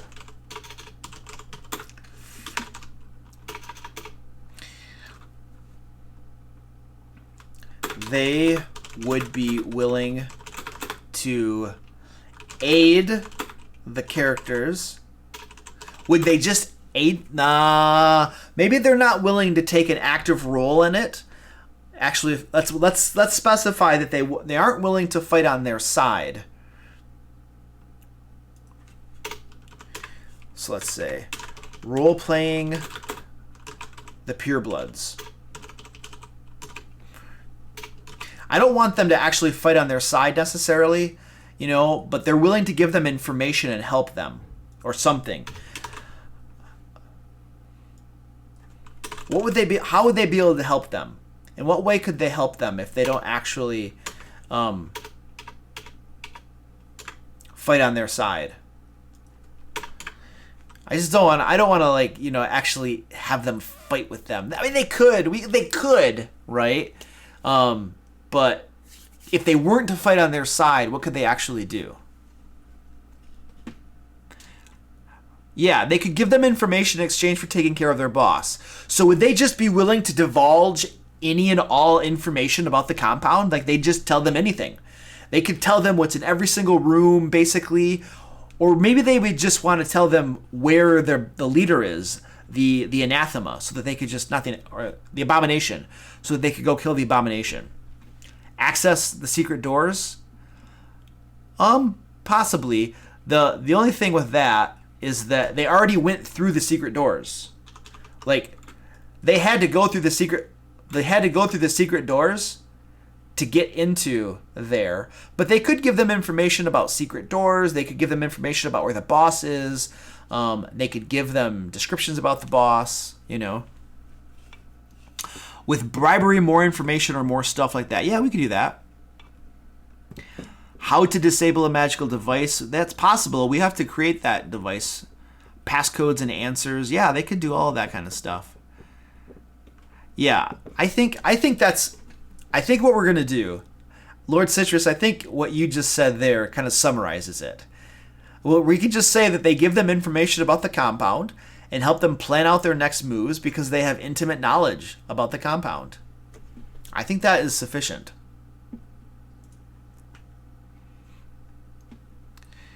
They could have a weakness. If the abomination has a weakness, then they could tell them about the abomination's weakness. Absolutely. And my stream is crashing. Haha! Stream crashing again. My internet sucks. It just went red. They would be willing to aid the characters by telling them information about the compound in exchange for killing the yuan-ti abomination.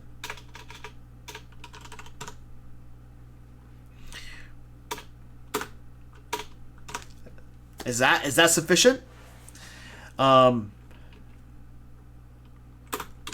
They can help the characters plan out their next best move. Nah, I don't want to do that. I don't want them to help the characters plan out their next best moves, because then you have basically the dungeon master helping the players decide what to do. And I want the players to make their own decisions. So they could give them information, but the players really need to be the ones to take that information and then decide what they're going to do with it. Yeah. They would also... Thank you, Super Dude. He's like, Luke, you're awesome. Thank you. Cat break. He's like, you're awesome, cat break.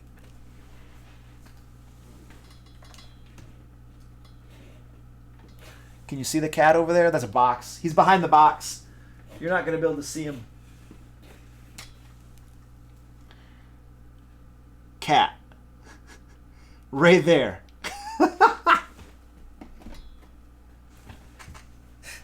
That's what you got.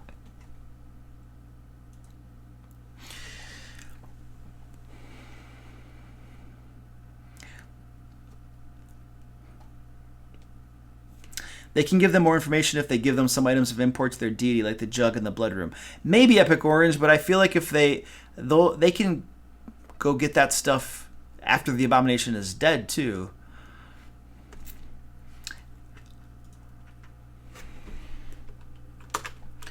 They are not willing to fight on the character's side. Yeah, I think it's important to specify that they're not willing to fight on their side.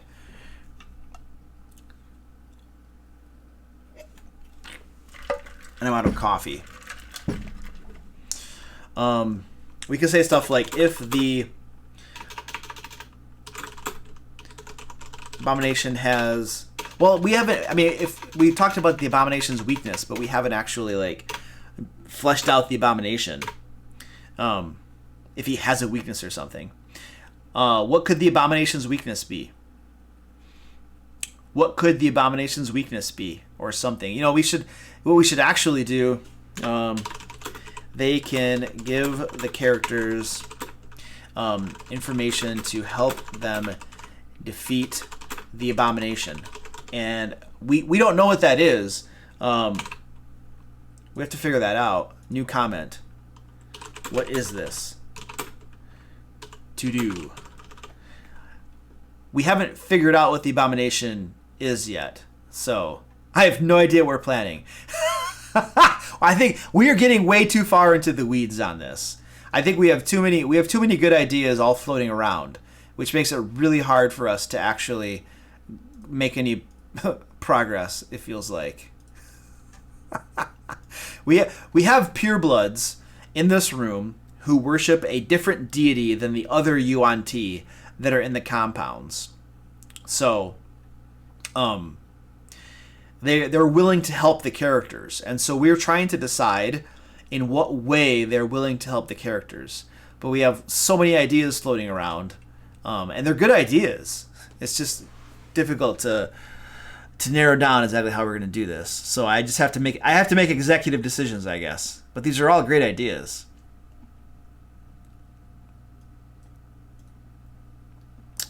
You don't want a weakness to be so specific that players might not have it. Yeah, I agree. I agree with that, Neonovec.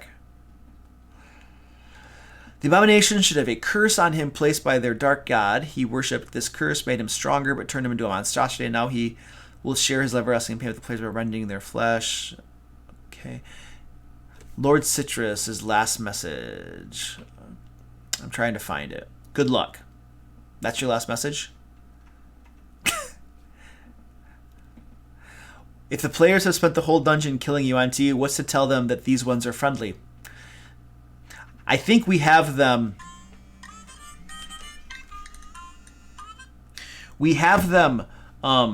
talking in hushed tones. So, these yuan-ti purebloods are quietly talking about how to... overthrow the other yuan-ti. If the players, if the characters sneak up on them, they can overhear this conversation. There you go. That's that right there, Lord Citrus. Is Pixel Friend, thanks for joining us. See you later. That right there is how the players will get tipped off that these yuan-ti might not need to be killed.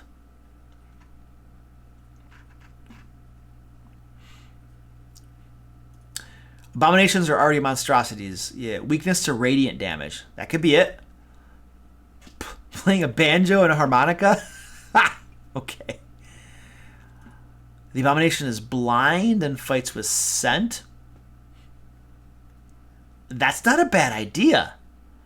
Because then they just have to find a way to screw up his sense of scent. Yeah, what language are they speaking, though? I feel like it should be Abyssal or Draconic to make it a little bit harder. Not too hard. Abyssal, I think there is a greater chance of players choosing Draconic. So let's make it Draconic. So they're quietly talking in Draconic about how to overthrow the other yuan-ti. Unless they speak in Common, maybe we should just make it really easy. You know what? Let's make it easier. Let's make it easier. They're talking in Common.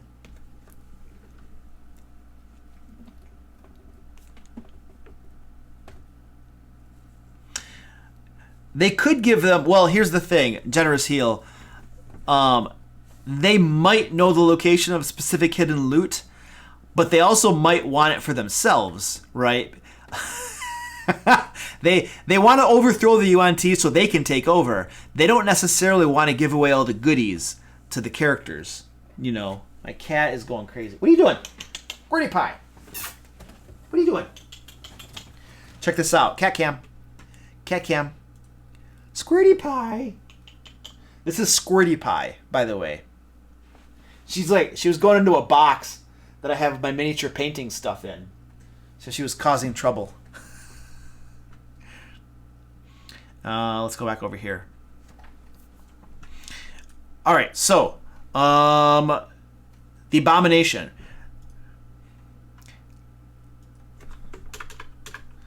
I want to do something real quick here. 12 is the throne room. The abomination is blind and uses its sense of smell to locate to see. This is equivalent to blind sight with a distance of 30 feet. That's reasonable. Something like that. I just wanted to make that note before we forget. So we have that note. They can give the characters information to help them defeat the abomination. The abomination is blind and uses its sense of smell to see. There we go. That will be helpful. That alone will be helpful. If they have perfume or something, they can throw off its sense of smell. You know, I think that would be helpful in defeating it.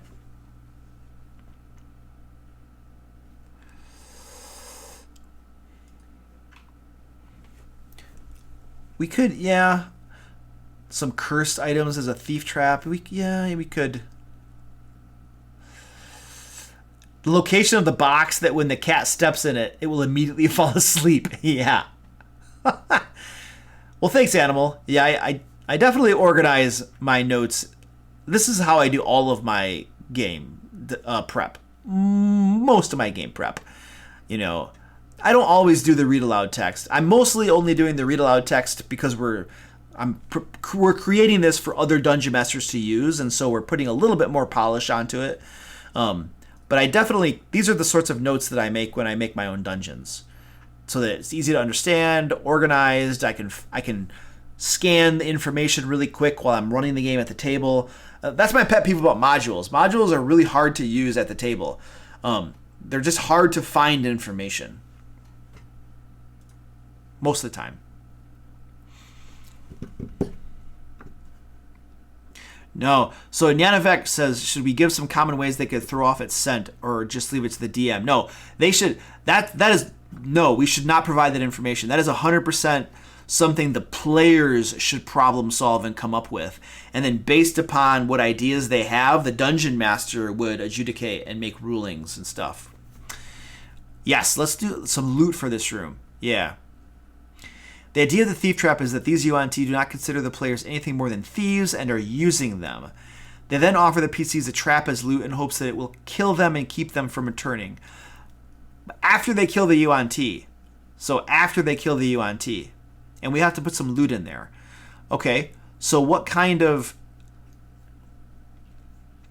So we could say that they could say... So these purebloods could say, well, here's what I'm having second thoughts to giving them a trap.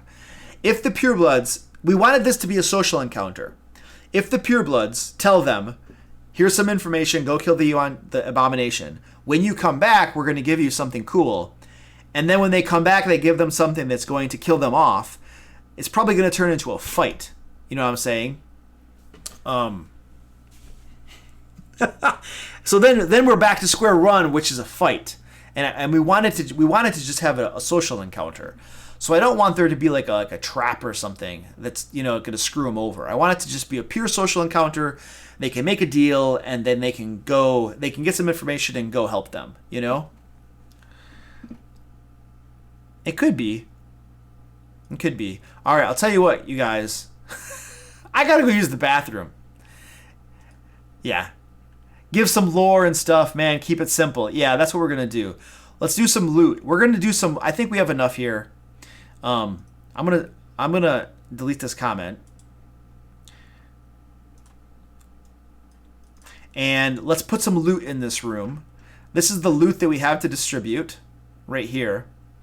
And I'm going to use the bathroom. I have to go use the bathroom. I'll be right back. This won't take long.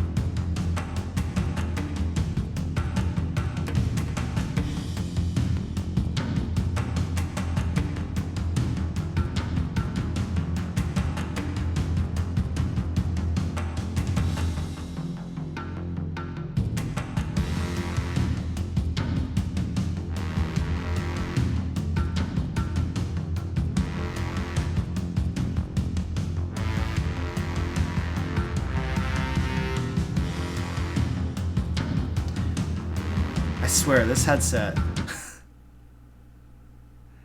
Not happy with this headset.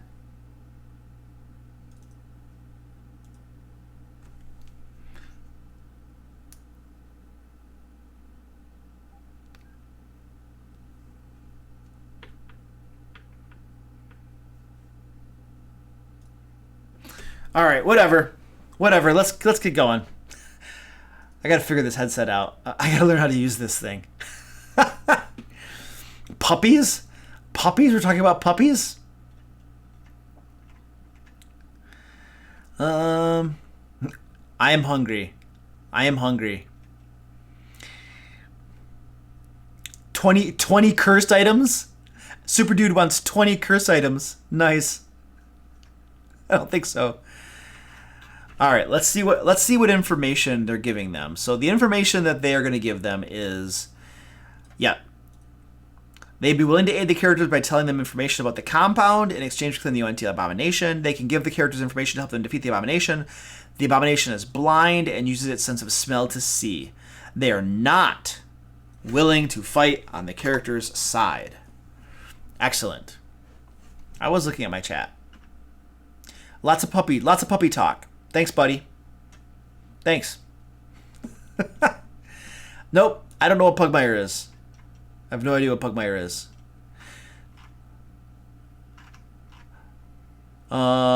Eat a sandwich. I still want a sandwich. Neonavex says, a gem-adorned book on ways to use ginseng. What is it? Ginseng? What's ginseng? Ginseng? What is this? Final Phoenix Gaming, thanks for the follow, buddy. Appreciate it. All right, loot. Loot. Now, bear in mind that they might not get any of this loot if they make a deal with these purebloods, because the purebloods are probably not just going to let them take stuff in the room, you know, like in their presence. This would be like if they kill them, then they get to take the stuff.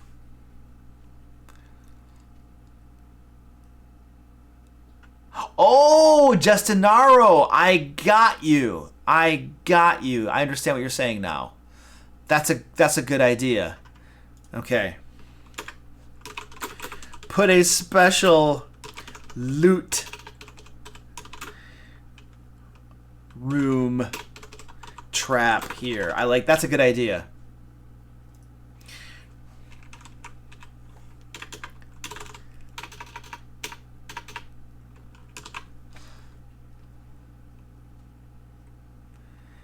I feel like this is part of this.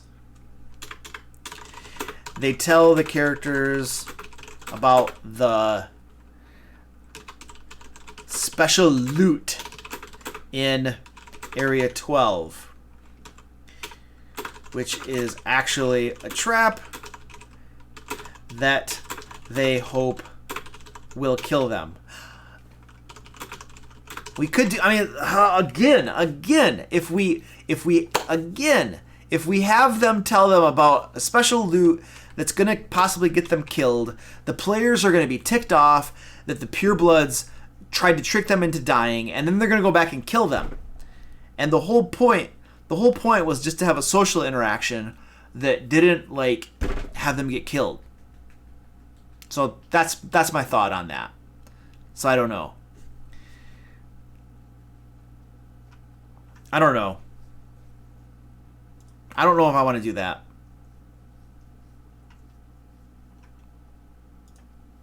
I'm having second thoughts about that.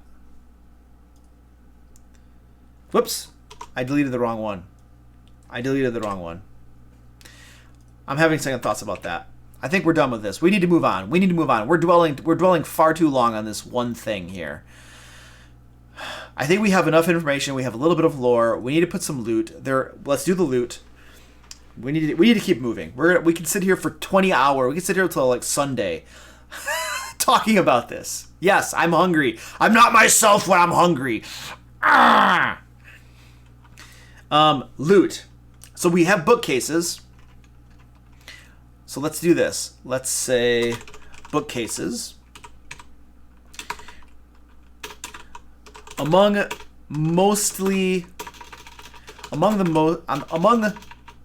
scores of common books, there are 3 on the topic of there are 3 books. I need a Snickers bar. Yes, the Raised Dead Scroll, thank you. We'll put the Raised Dead Scroll in there. But what topic? We're going to have 3 books that are actually worth money, and they're going to be on a special topic. What will those books be about is the question for you. Topic of something.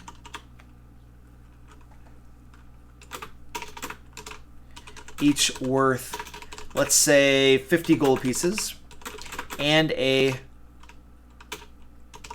scroll of raise dead. Alchemy could work. Alchemy could work. How to find goblins for dummies? Maybe. Everyone say Snickers in 3. What is this? Why are you saying Snickers? They are first editions of Volo's Guide to Monsters. Oh, we have a winner. That is great. There are 3 first edition copies, first editions of Volo's Guide to Monsters. Nice. That's awesome. Ah! All right, cool. I like it. Do we say first edition copies? There are 3 first editions of Volo's Guide to Monsters. Yeah, that makes sense. And a scroll of raised dead. So that is 150 gold pieces that we need to take out of here.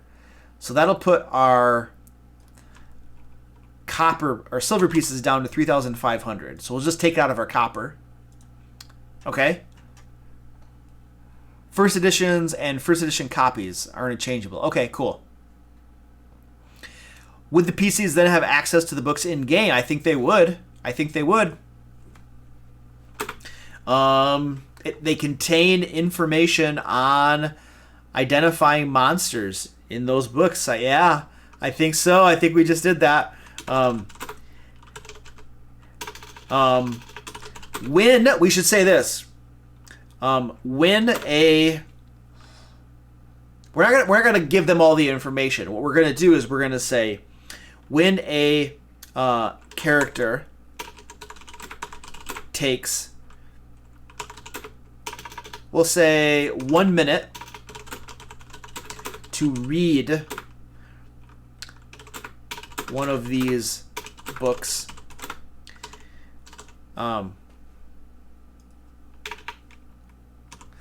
they gain advantage to identify a monster contained within. How about that? How does something like that sound? When is the questions? I don't know. You got some questions? You got some dungeon mastering questions or something, super dude? He was the only one that said Snickers. Everybody's like, no, we're not saying Snickers. I made monster plural by mistake. Go Volo's Guide to Monsters. That is what it's called. Oh, yep, I gotcha. Cool, thanks, buddy.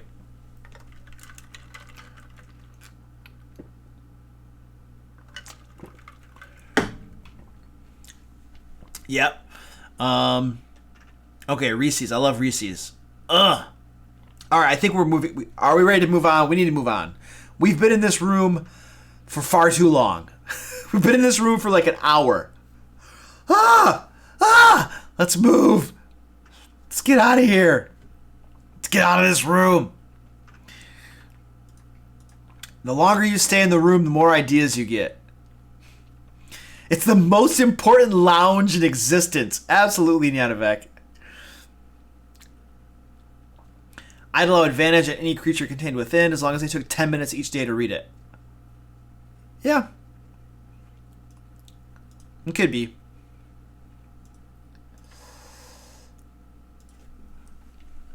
All right, let's move on. Let's just go. Let's just keep going. Keep going.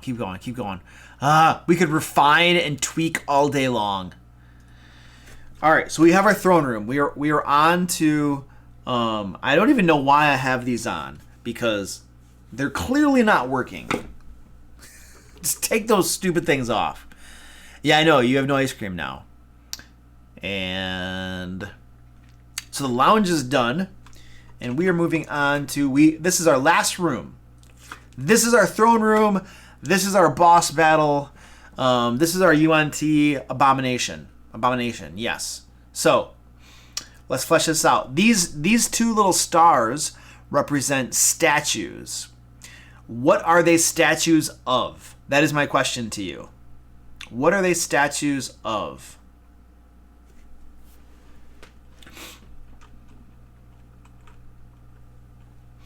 So let's get some read aloud text going on. There we go. Outside the double doors to this room stand two statues of...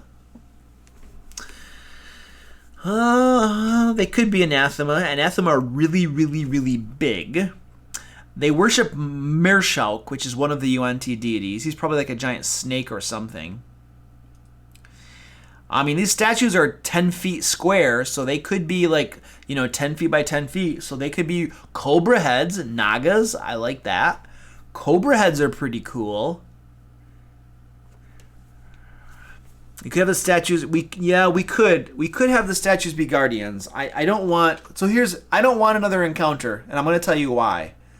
We have had a dungeon full of encounters, fight after fight after fight after fight, and we're going to have a fight in the throne room. I don't necessarily want to have another fight outside the throne room. There might be a trap here. I would be amenable to a trap though. Because there's one other trap in the dungeon compound. I wouldn't mind having a trap there. Maybe some sort of trap that involves these statue heads. Let's call them cobra heads. I like the cobra heads idea.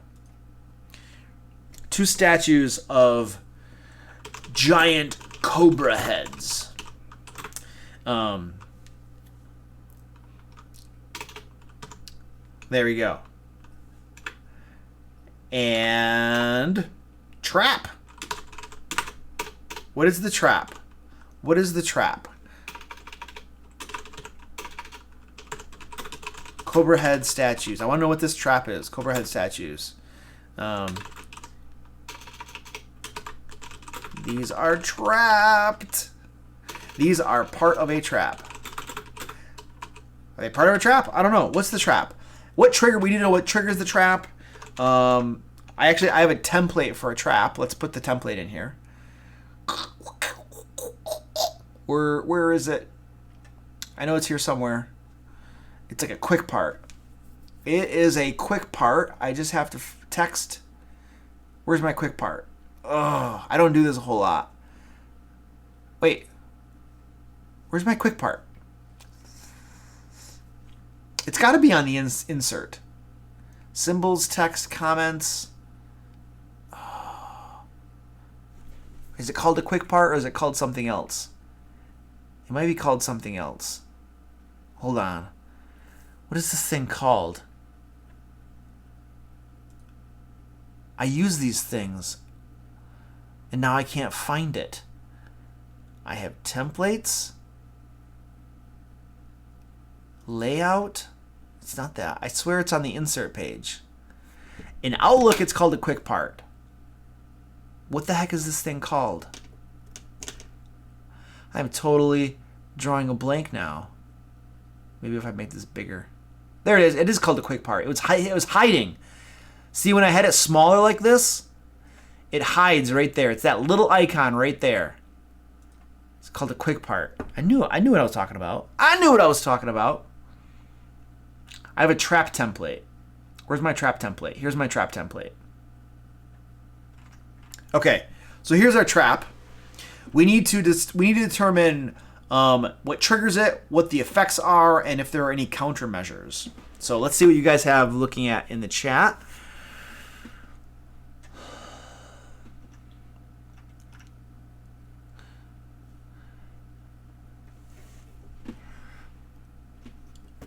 Okay, I'm reading your guys' chat. Poisonous gas emits from the mouths of the statues if the threshold is crossed without giving a word to their deity. That's not a bad one. The eyes are rubies. If someone takes them, the statue stares. I don't mind the idea of. I think a pit of boiling blood is good.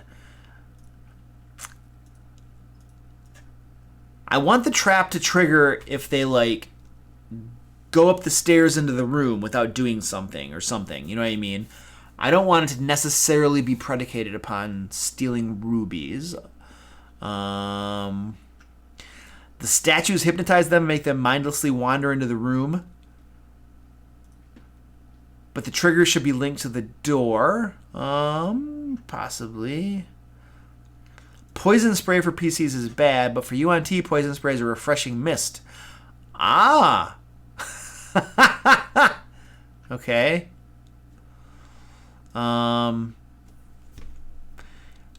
Ringing the bell. Pretending to be... what should the trigger be? I don't mind. I think the idea of a poison spray is good. Because we're talking about snakes. So I think poison spray is good. What triggers it, though? What triggers it? What does the abomination need out of the trap? I don't know. What does he need out of the trap? Oh, so he said, if someone tries to open the door without ringing the bell first, or that they have somehow get the abomination to turn off the trap by pretending to get entrance. Ooh. They release a familiar scent of the abomination, marking them as intruders. It is some sort of runic magical trap releasing gases that do the above. That do what? Oh. So the trap, so what you're saying is the trap doesn't actually do damage to them, Epic Orange. It just marks them as intruders. So they get gassed and they have no idea what the gas is. Maybe it's like a skunk trap. All it does is spray a horrible odor on them and they stink really bad. And they're like, who cares? I stink really bad. But what if that gives the abomination advantage on attack rolls against them? What about that? They don't get damaged. They have no idea what it is. They're just like, okay, that was a worthless trap. Who cares? They go into the room. And then the abomination has advantage on attack rolls because they stink really bad, and it helps him locate them where they are. How about that? How is that? Is that okay?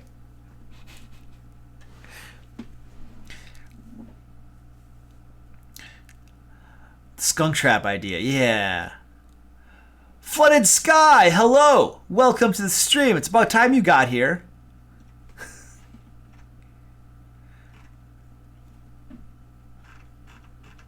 Okay, cool. We're going to go with that idea. Purpose. This trap is designed to mark intruders for the yuan-ti abomination, making them easier to slay. Evil smile. And the trigger. Okay, what trigger? What's the trigger? Pressure plate? It could be a pressure plate. It could be the third step. We could say, so there's a staircase here. We could say that the third step up triggers the trap. And so all of the yuan-ti know not to step on the third step, basically. And so they avoid that one. We could say that. Stepping on the third step of the staircase leading to the double doors triggers the trap. The effect. When triggered, the cobra heads emit a gas into a let's say 20-foot radius around each cobra head statue. The cobra head statues, there we go. Each cobra head statue. This gas stinks horribly and clings to any creature caught within it for let's say a week.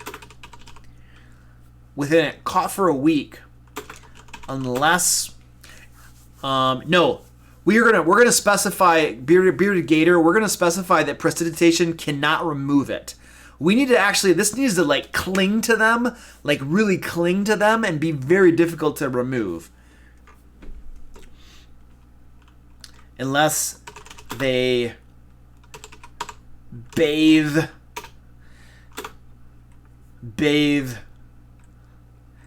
and scrub. How would they get it off?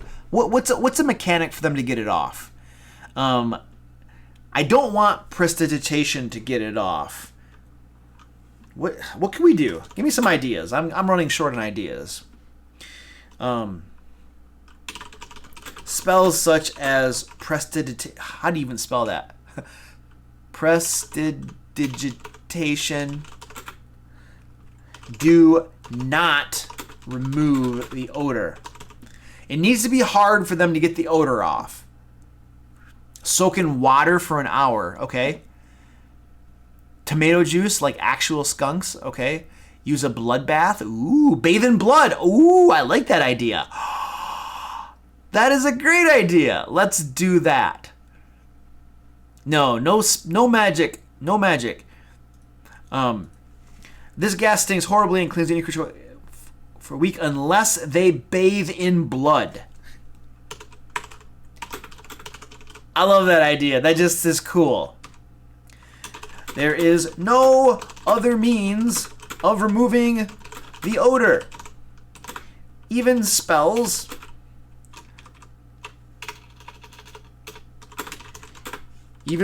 such as prestidigitation do not remove the odor. We need to make that very clear. That's the only way. Bathe in blood. Bathe in blood. Which, by the way, ladies and gentlemen, we have a bloodbath right across the hallway. So you could bathe in blood to get rid of it. But the players are probably not going to think about that. But they might. Who knows? It's a literal bloodbath. Yes, there's literally a bloodbath across the hallway. So all the mechanism to get rid of the stink is 100% available to them. They just have to use it. I feel like we need to put a little note here that there is a trap. So stand by. Let's duplicate this layer. And we're gonna call it trap. And then we're gonna have to call that trap. And we're gonna put that right there. That way it's clear to us that we have a trap. I think we put a note down here for trap. We said pit. That's fine. Trap is fine. Okay, cool. I like that. Is it a warm bloodbath? It might be. Wow, disgusting. Yes, I am gross and disgusting. This is the stuff that makes Dungeons and Dragons interesting, all right? Let me tell you that. All right.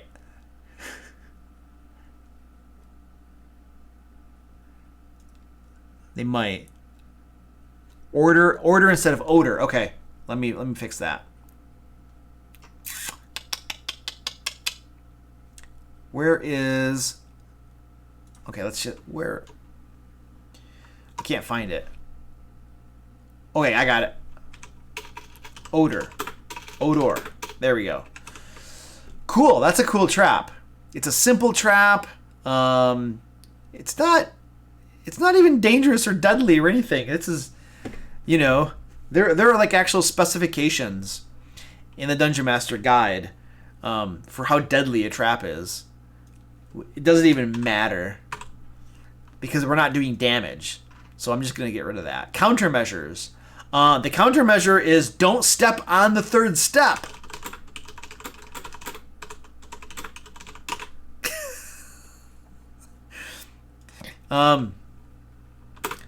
We could say that a DC 15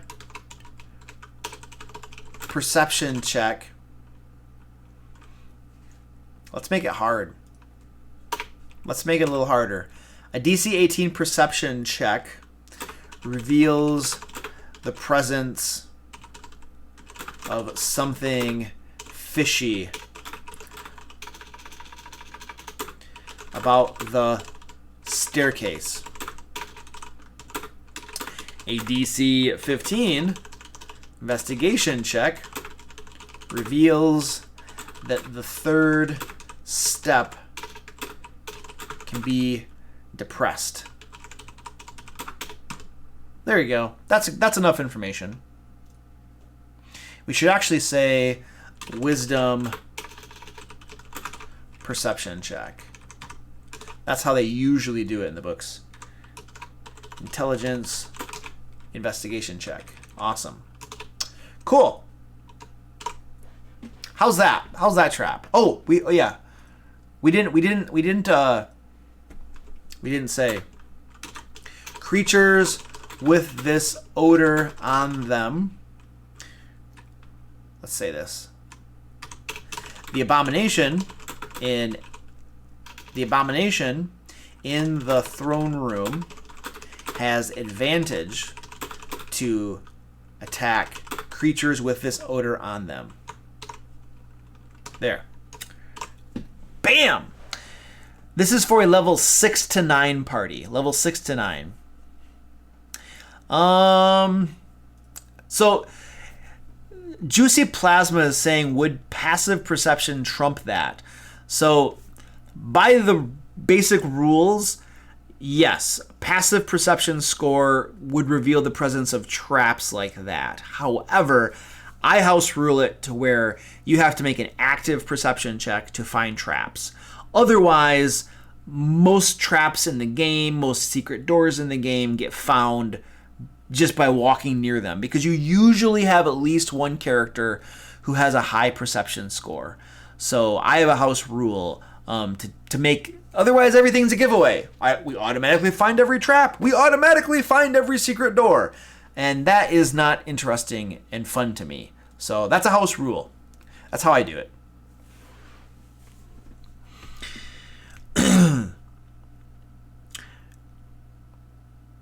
Let's see. I'm looking at chat. We got some chat going on here.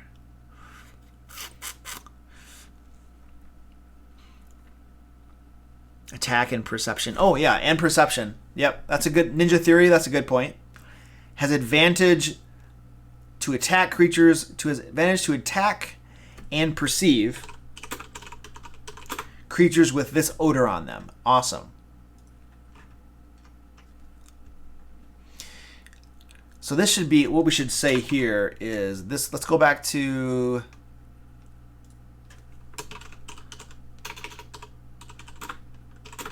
outside of the room. And then we should do inside the room. All right, what is inside this room? Leanne says, I have a passive of 20 perception on my divination wizard.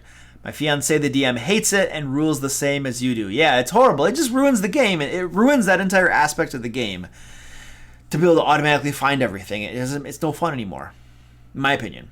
So, question time yet? Not yet.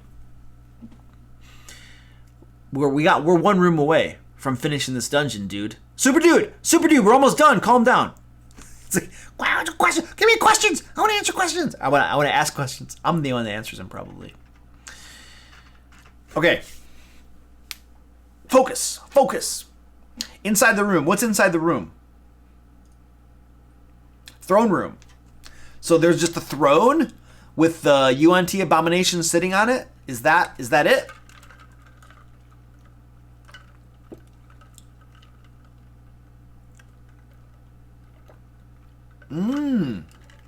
That's interesting.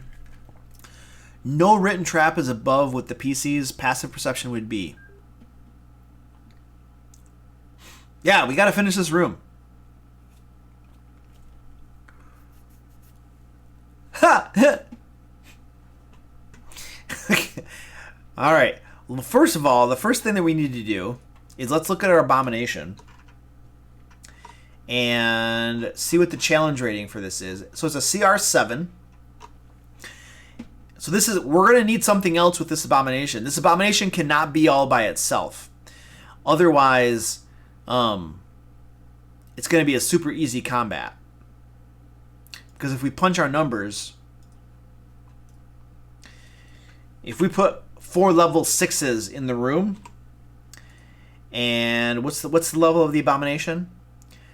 It's a level 7, 2900. If we just have one of these, look at that, it's a medium encounter. This is the boss fight, and it's a medium encounter. So he needs buddies. He needs some minions. He needs some friends with him. We should probably give him legendary resistances. We might give him legendary actions. Make ourselves a nice boss fight. Slave purebloods who feed at rodents on silver platters. That's cool. Yep. Yuan-ti guards. Yeah, we need some guards in there. We need some guards in there. The fully human ones. Well, let's see. All right, so first of all, we have to put our abomination in here. Yuan-ti abomination. What page is that on? 308. CR7, 2900 XP. What other options? Things we haven't used. We could have another Malison. We've used a Malison before. Purebloods. Volo's Guide to Monsters. A Mind Whisperer. I don't know. Brood Guards. There's this guy. That's a CR5. That's a Pitmaster. I don't know. What do you guys think? A Pitmaster. But then we have 2 of them. A Ranger or a Mage. He's a melee. What if we did like a caster type? Fire snakes? Where are fire snakes from? Go to bed, super dude. I'm tired too, man.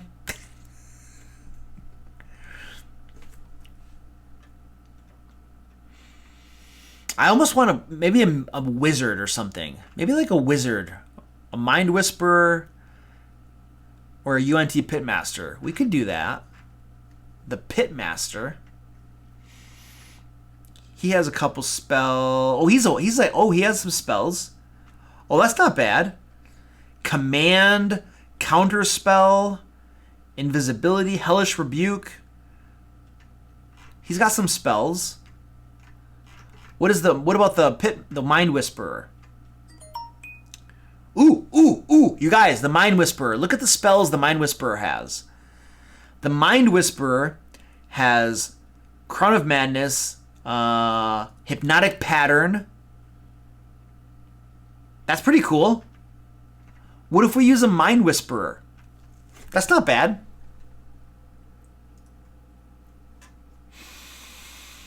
A Deathlock UNT.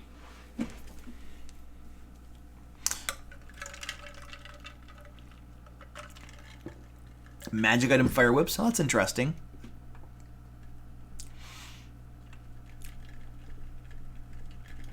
Spine Devil. I'm thinking Mind Whisperer because it's got spells. So a Mind Whisperer is CR4 on page 204. I think Mind Whisperer is what we're doing.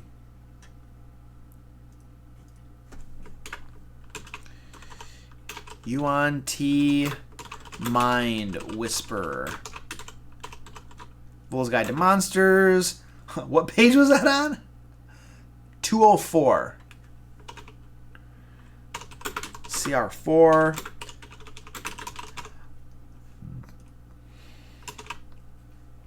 So let's plug this number in.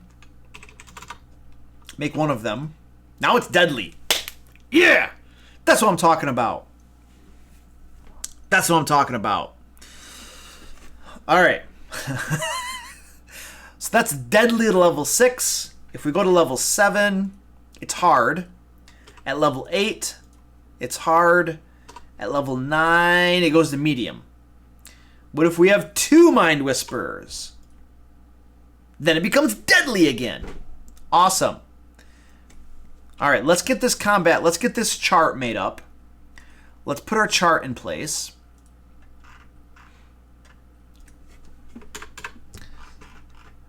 our combat chart. We're going to copy this one and throw it here. We don't want that stuff. We have yuan-ti mind whisperer, and then yuan-ti abomination. And we only have one of these ever. At level 9, we're going to have 2 mind whisperers, and that keeps it deadly. I think it became hard. So it became hard at those levels.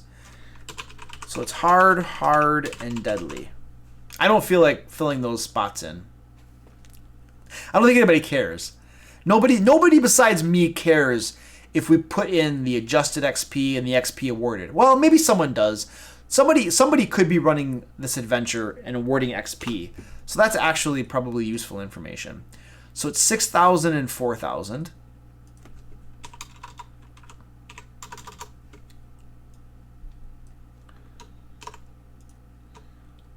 Somebody out there cares.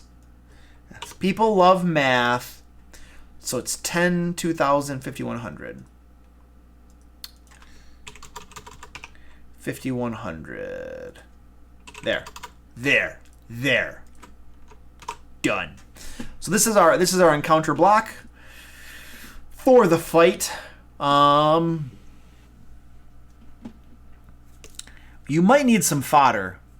But what we're going to do, Nyanovek, what about a couple brood guards?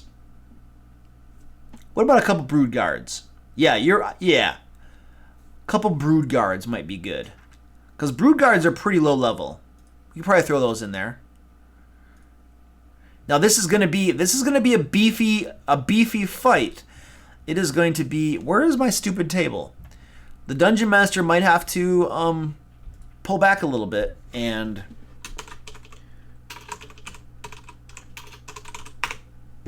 if it's a little too beefy. What if we just throw in 2 brood guards? What level is a brood guard? Those are CR2, 4,500 experience points. What we can do, let's call them, let's just say that they have 1 hit point.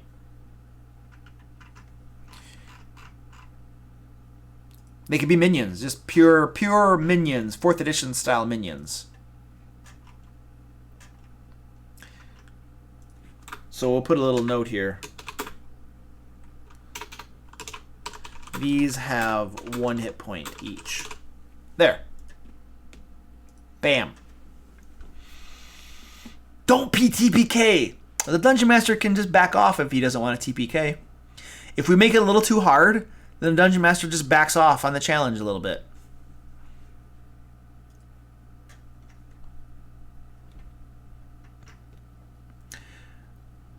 Yeah, I mean, we gave the, well, we already have, with the Mind Whisper and the Abomination, it's already pretty deadly. Then we have the Brood Guards, and we are giving the Abomination legendary resistances and legendary attacks. I think, okay? No, I think we're done. Goblin slaves instead. Minions rule. Yeah.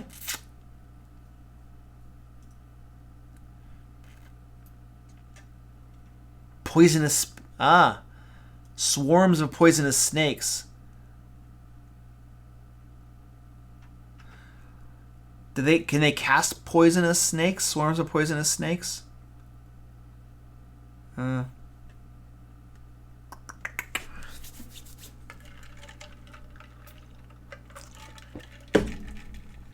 don't know. Let's figure that out. Let's see. Encounter notes. All right, what are our encounter notes? So, the Brood Guards are minions with 1 hit point each. The yuan-ti Abomination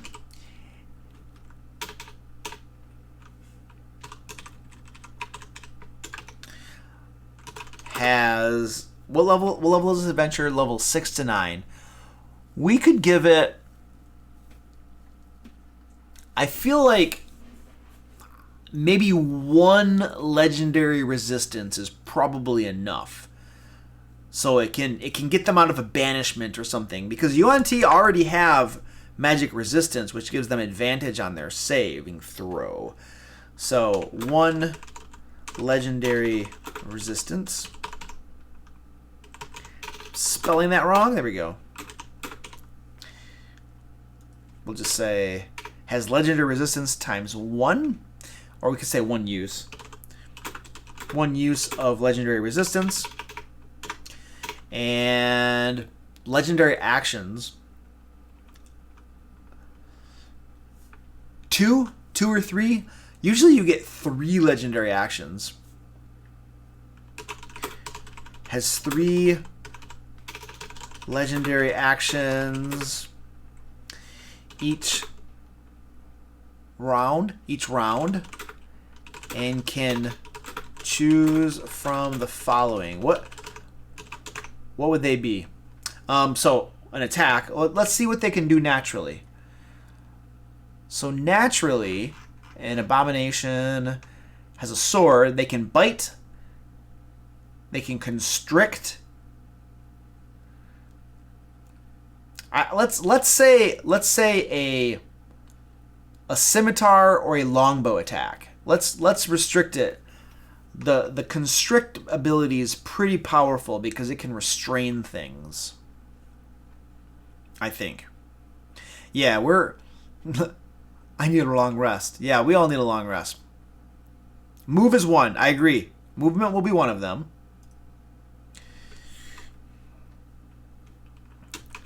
Attack with its scimitar, with its bite. No, with its scimitar or longbow. Move. And is there another one? What else could it do? It can do a simple attack. It can move. What if we just give it a spell it could cast? Like it doesn't. What does it have? Suggestion, fear, animal friendship. I don't think it should be able. Some of those spells are pretty powerful. I don't think I want to have it be able to do that as a legendary action or as a legendary action. Oh, that's not a bad idea. For 2 legendary actions, it can cast a spell. Yeah. Yeah, Bearded Gator, I am dead tired myself, man. I need to get up early tomorrow, too. Yeah, I agree. Casting a spell. It has 3 legendary actions. Attack with its scimitar or longbow. Costs 1.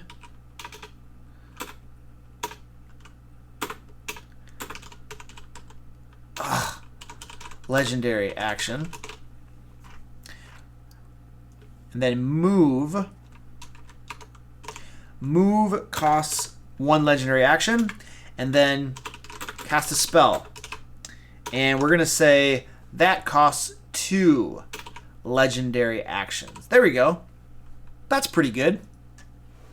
I think that's fair. It's actually not fair. Ha! We're stacking this encounter. This is a beefy encounter. Most enemies use 3 legendary actions to use a spell. 2 actions for a cantrip from a lich. Huh. It gets 3 legendary actions. We have that right here. It has 3 legendary actions. Should it be 3? Squeaky. Animal friendship, suggestion, fear, 2. 2 or 3, 2 or 3, 2 or 3. You could roll a die. You could just roll a die. I got a 4, which means it's going to be... Suggestion isn't that strong, no. Yeah, I go with 2. I think 2 is fine. We're going to leave it at 2.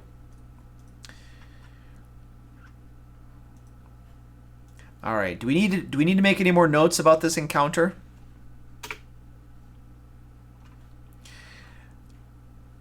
I don't know. Inside the room. We didn't do a description of the inside of the room. So what's in this room? It's a throne room, so I feel like there should be a throne in the room. What is the throne made out of? What is the throne made out of?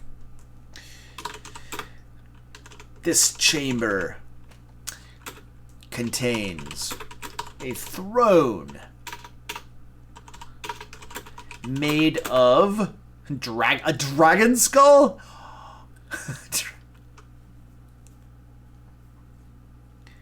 Ooh, that's nice. This chamber contains a throne made of something. And its walls are covered with depictions of snakes swarming over humanoids and eating them whole. Depictions of massive snakes swarming over the world and eating its inhabitants. How's that? And enslaving. How about enslaving? Enslaving its inhabitants. Nice. What's the throne made out of? Let's see. Yeah, the local area just contains farmer stuff. Yes. Bone. Gold-plated granite. Oh, because they can't take it with them. It's That's awesome. Gold-plated granite. Oh, man. A gold throne. A gold throne. Let's just say gold throne. And then we're going to say, down below here, we're going to say gold throne. The throne is actually granite plated with gold. It weighs, I don't know, well, let's just say something crazy. 5,000 pounds. And the gold covering it is worth... How much is it worth? It's not solid gold. It's not solid gold. We could just say 1,000 gold pieces. And that'll wipe that out right there. Let's just say 1,000 gold pieces. 1,000 gold pieces. Nice. The players will hate it. They'll be like, what? This sucks. How do we get this out of here? I'm saying 1,000. It's 1,000 gold pieces.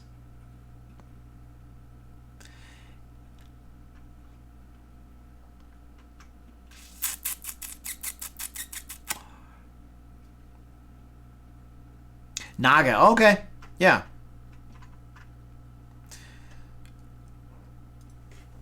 Yeah, I mean, we could just say the wall carvings. The snakes are Nagas.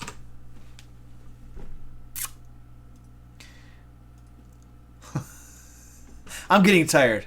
I'm getting tired. I just want this to be over. I want it to end. I want it to end already. End. End.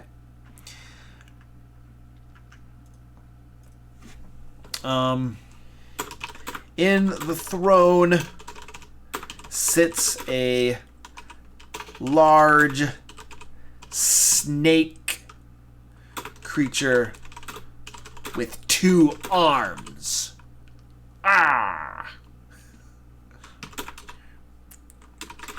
A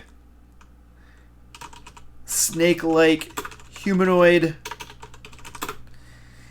and 2, I don't know,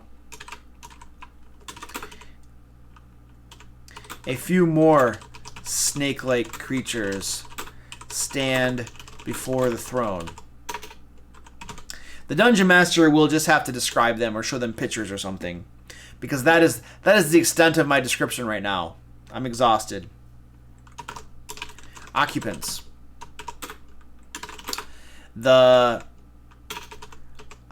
abomination sits enthroned,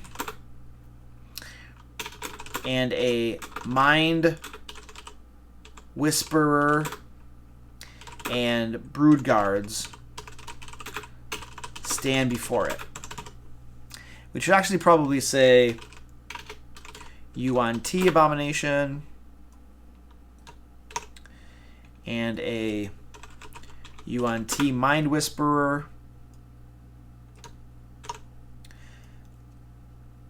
Okay, there. We still have some more loot. Final Phoenix Gaming, hello, thank you. I am pleased and happy that you enjoy the videos. I am super, super tired right now. Great, I'm glad they're useful for you, man. That's exactly why I do them, help people out. Loot, yes. We need to add to the Epic Orange Storm. We need to add loot to the room. That is our next step, please.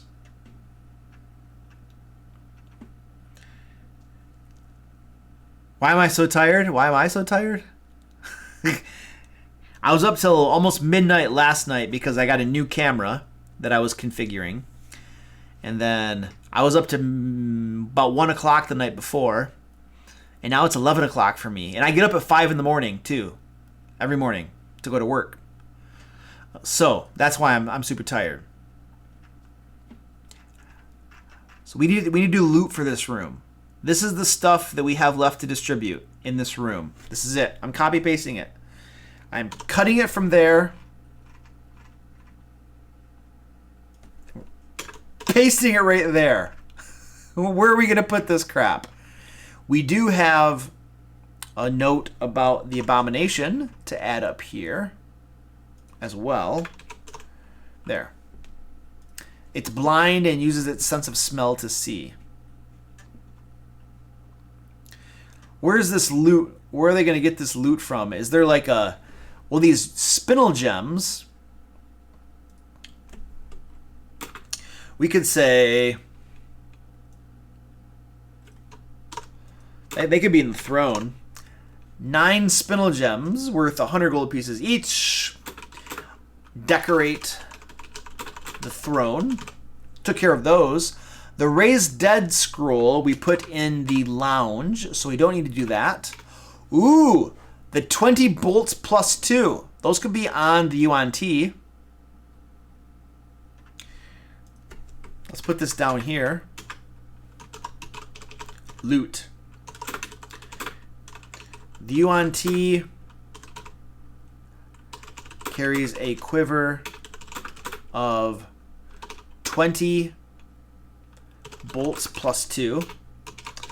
Why don't we make those arrows and have the yuan-ti use them if it wants to?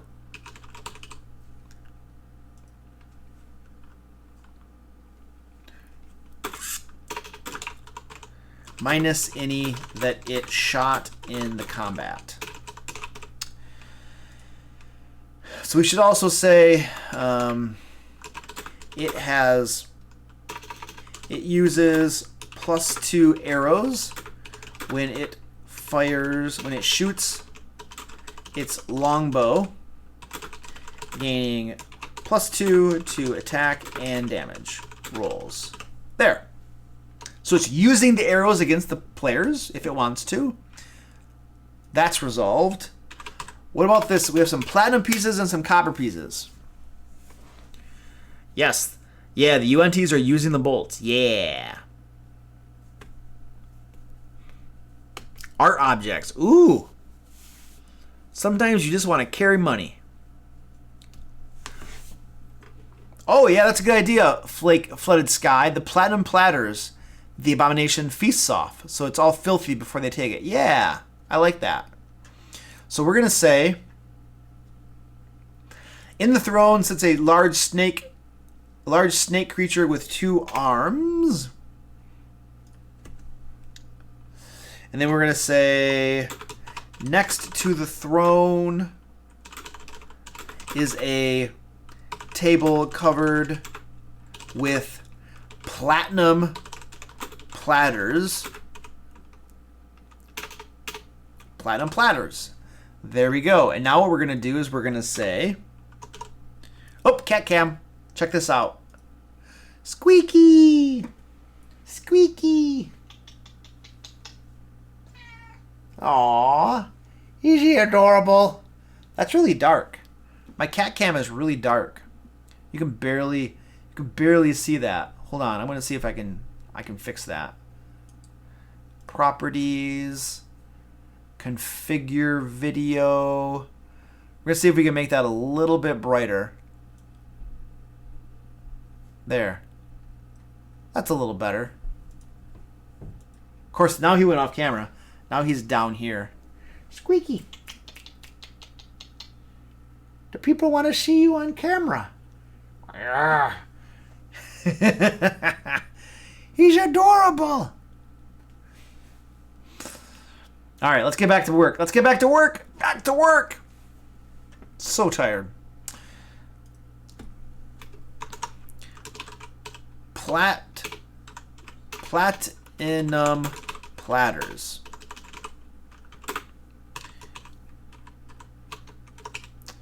There are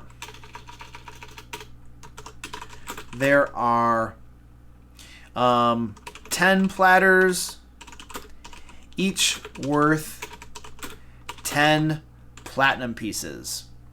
And the copper pieces will just disappear. Who cares? Who cares about 700 copper pieces? There. Now we have all of our loot distributed, and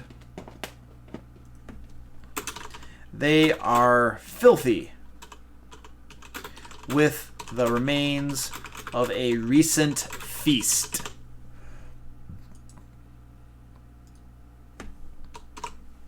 Awesome. How's that? Yes, platters are like plates. A platter is usually a larger plate, you know, that you would fill up with food. So yeah. Yeah, they're similar to trays. Yeah. Very probably identical to a tray. It's probably a synonym for a tray. Yeah.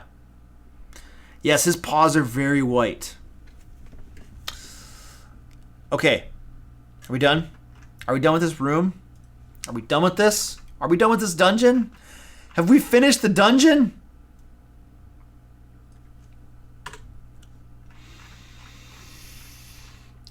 Whew.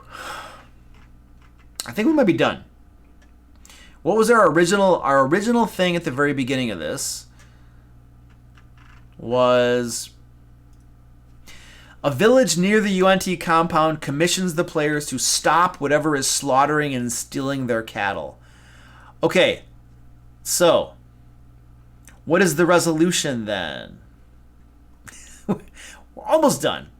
We just need to fill out the resolution. What happens as a result of their defeating the yuan-ti? Are the villagers like really happy or something? And we have a bunch of cool ideas. Look at all these cool ideas. It's impossible to put every cool idea into the room. We were punked. We were punked. We'll do a little bit of question and answer, guys. Just a little tiny bit, because I did mention doing that, and Super Dude has been freaking out over Q&A. Here's what we're gonna do though. I need to use the bathroom, so we're gonna take a brief intermission, like 2 minutes. I'm gonna go to the bathroom. When we get back, we're gonna fill out the resolution. We're gonna put a fork in it, and then we're gonna do some Q&A. How's that sound? Got a deal? Deal? I'm gonna throw some music on. Pump up the audio a little bit. Get you guys all rocking and rolling there. How's that?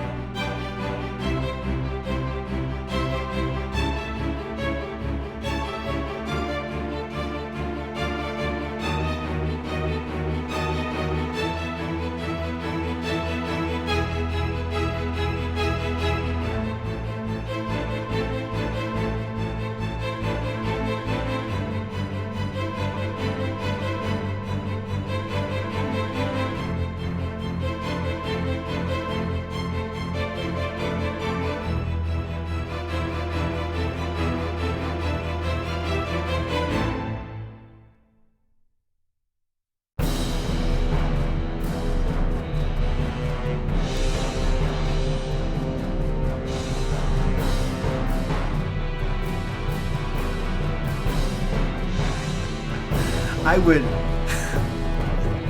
turn that down. Somebody's like, I would sell my soul to snuggle a cat right now. That's crazy.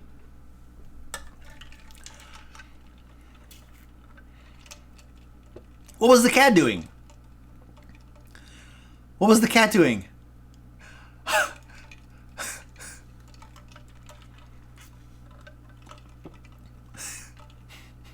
Wow. Taco question time.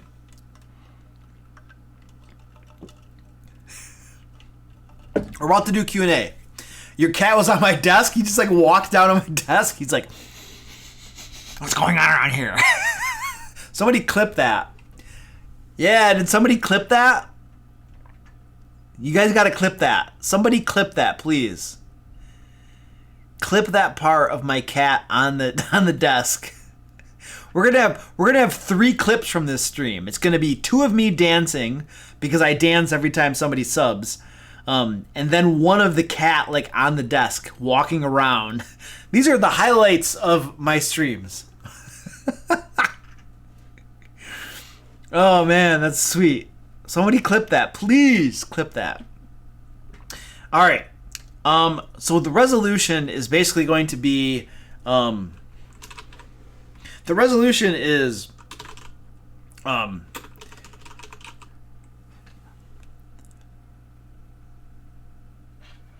oh, yes. Yes, Epic Orange, that's beautiful.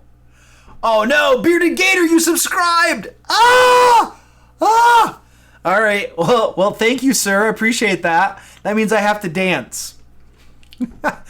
I like that idea. Epic Orange, that's a great idea. I'm gonna copy paste that.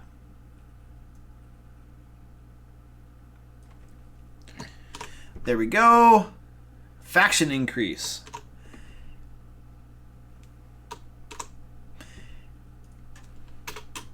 The village was part of the Purple Dragon Knights faction region, gaining the character's clout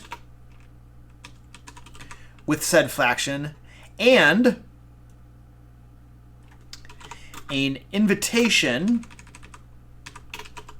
to a local castle to celebrate their success. Thank you. That's beautiful.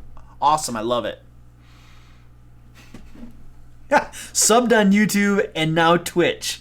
And you get a little sub badge. Look at that. It's a little egg cracking open. And as each month, I think there's a certain months that little sub badge becomes like a dragon's head peeking out and then a full dragon. It's really cool. You'll have to wait for it. All right. I want to make a little note here. Cool ideas. Cool ideas that stream participants came up with that Luke was too tired and lazy to implement in the adventure. There. That's basically what these are right here. It's a bunch of cool ideas that we never put into the adventure. But I think we're pretty much done. That's that. And the fork. And I'm closing it. Okay, so everybody, this is what's gonna happen. Down in the Twitch panel, there is a link where you can download this adventure. I haven't updated it yet. Probably tomorrow I will update it, and then you guys can download this adventure to do whatever you want with, to use it, abuse it, who cares. But I'll do that after the stream tomorrow morning or something. Tomorrow sometime. Okay, so we have to do a dance. We're gonna do 2 things now. I need to do a dance because Bearded Gator subscribed, so I do a special dance for you. So start brainstorming what dance you want me to do for you, and then I'll have to Google it to find out what it is. And yeah, I'll put the link in the chat for you. Start brainstorming ideas for that dance, guys, if you would be so kind. And then I'm gonna put that link in the chat for you. Wiggle them hips. Oh my gosh. That doesn't sound too bad.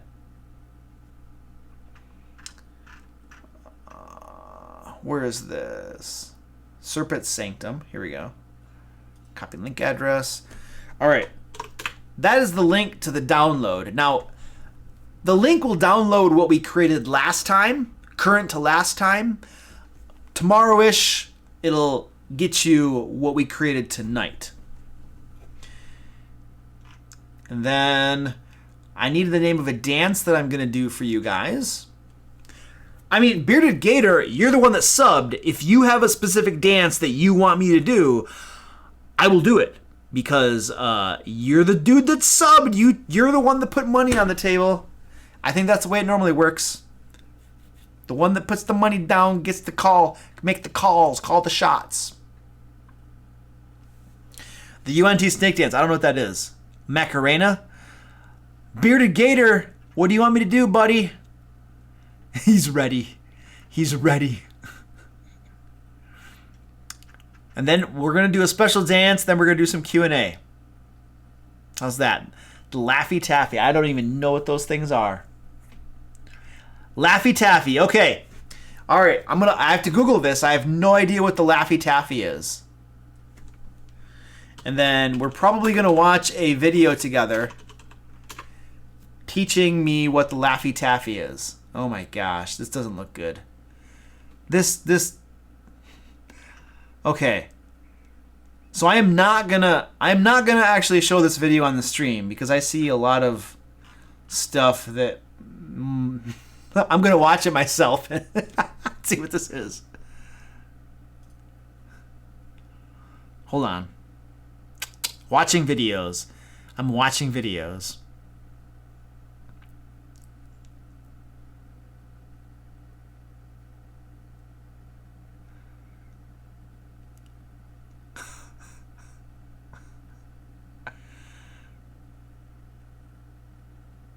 They're all different. Like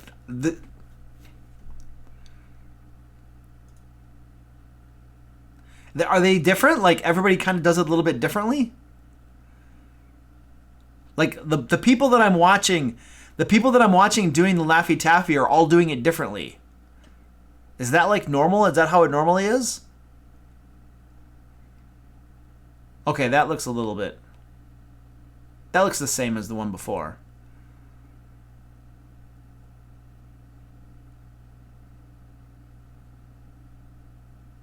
Oh my gosh. How am I going to do this?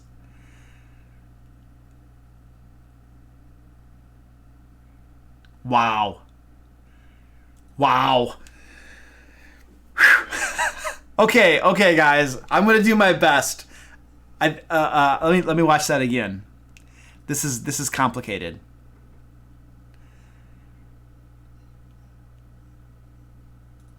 All right. Do this. What I won't do for $5 a month. All right, here we go.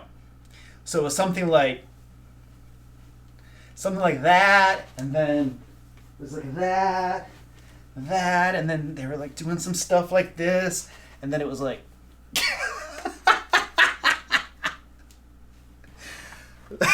That's all I got. Was that close?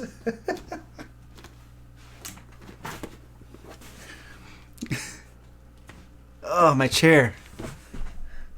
How was that? Was that okay? Bearded Gator. Was that worth the sub? Was that good? I'm so tired. Epic. Did you like the end part? Boop, boop, boop, boop.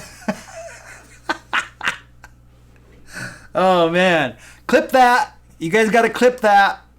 Clip that bad boy. Let's go.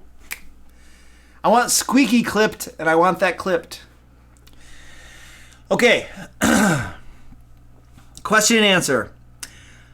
Super Dude, hit me up. Let's go. Come on, man. You've been bugging me this whole time. What's your question? Okay, first question. Yes, give me if you're doing a question, stand by. Let me do something real quick for you. Stop.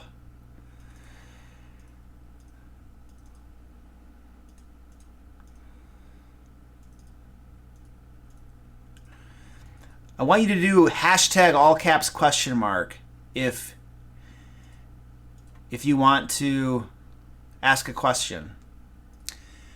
That way I can actually see it a lot easier. Someone clip that shameful act. So the question from Jester Nero, I'm tired. Do you think a potion that turns men who drink it into women but gives them a permanent stat increase is a bad idea? I think a potion that gives people a permanent stat increase is a powerful potion. I don't care that it turns someone into the different gender. That doesn't bother me. But if you're going to give somebody a permanent stat increase, that is a powerful potion. That is comparable to the tomes, like the legendary tomes that give you stat increases. So that is not something to throw into the game lightly. I don't think it's bad. I just think that you need to use it carefully, recognizing the power that it is. That's your question? Super Dude, that's your question?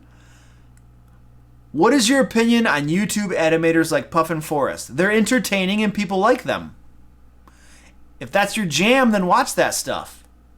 I mean, I like Puff and... I've watched a little bit of Puffs. I've watched some of Puffs.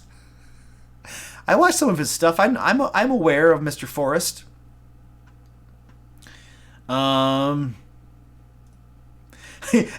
You were laughing too hard to remember.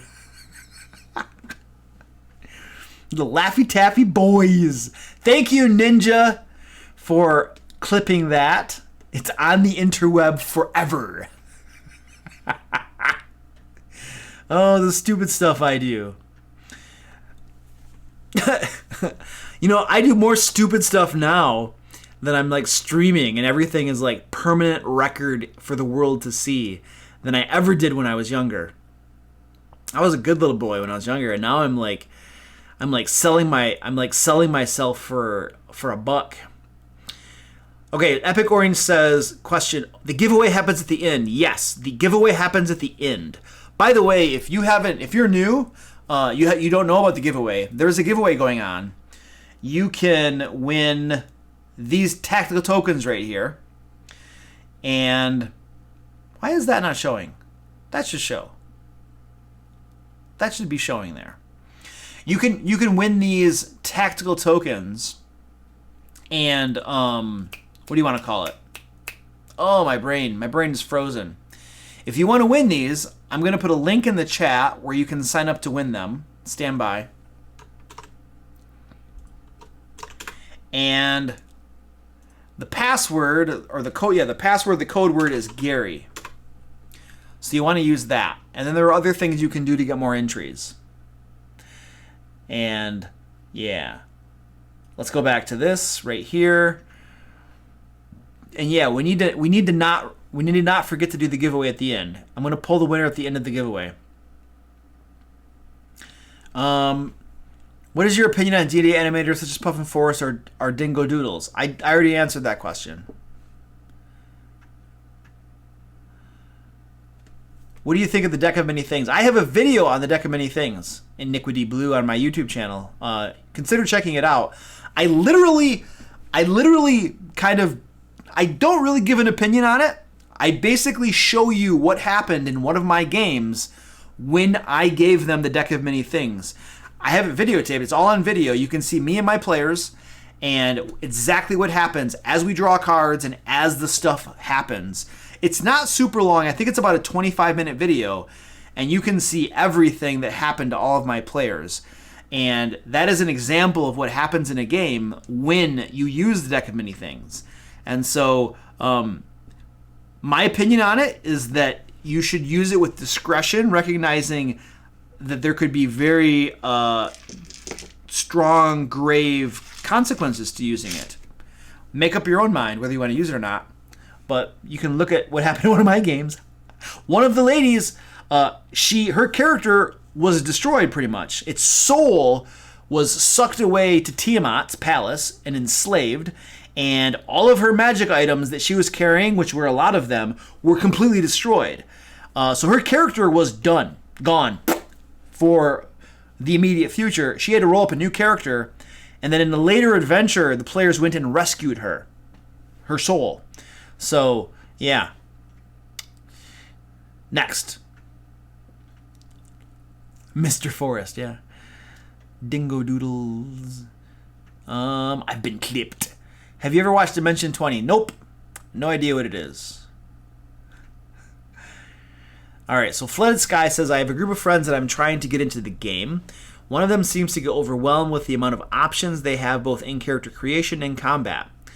We don't want to play without them if it can be helped, but this player is very hesitant to play. Any suggestions to make their life easier and encourage them? Yes, create the character for them.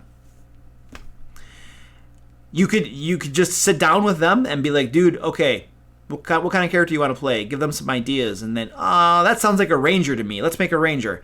Here, I'm going to help you make this. And you are literally doing it. You could sit there with them, do it for them. You could give them pre-gen. You could create the character for them. Character creation is the most complex part of the game. And so I can see why a new player would be hesitant and overwhelmed with that sort of thing. Combat is not hard, okay? Help walk them through it, you know? It's D&D at its base is very, very easy. You are a fighter in the game. There's a monster in front of you. You have a sword. What do? I hit it with the sword. Great. Roll a d20, add this number to it. There, you just attack the monster. That's how easy it is.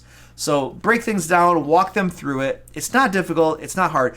The basic idea is that you are a person in the game world and you simply state what you want to do. Try to not let the rules and the mechanics get in their way of enjoying the game. I guess that's the best suggestion that I can kind of give to you. Break it down and make it really easy for them to understand, you know, and assure them that you and the other players are going to be there at the table and you're going to help them with the rules, you know, not to worry about it too much. My stomach is rumbling. I need some tacos. What made you become a YouTuber? Backstory, man, I want to know this. What made me become a YouTuber? Honestly, this was like several years ago when I first started. Oh, it was a couple years ago. One of my players started videotaping some of our games that we were playing and putting them on his YouTube channel, and then he couldn't make a few sessions, and so then I was like, I'll just videotape them and put them on and then I'll make a YouTube channel and put them on there. And so I started putting our game sessions on the channel, and then I watch Matt Colville's stuff, and I saw his videos like, you know, a few years ago, and I was like, I could do YouTube videos about Dungeon Master advice and stuff, you know, and so then I just started doing it. So that it's nothing super interesting possibly about that backstory of how I became a YouTuber, but that's it. I just decided to do it and I started making videos. And my first videos were horrible and you can't find them any longer because I took them down. So bad. I think that's answering the question. You can't breathe? Why? From laughing at the clip or something? Of me doing stupid dancing stuff?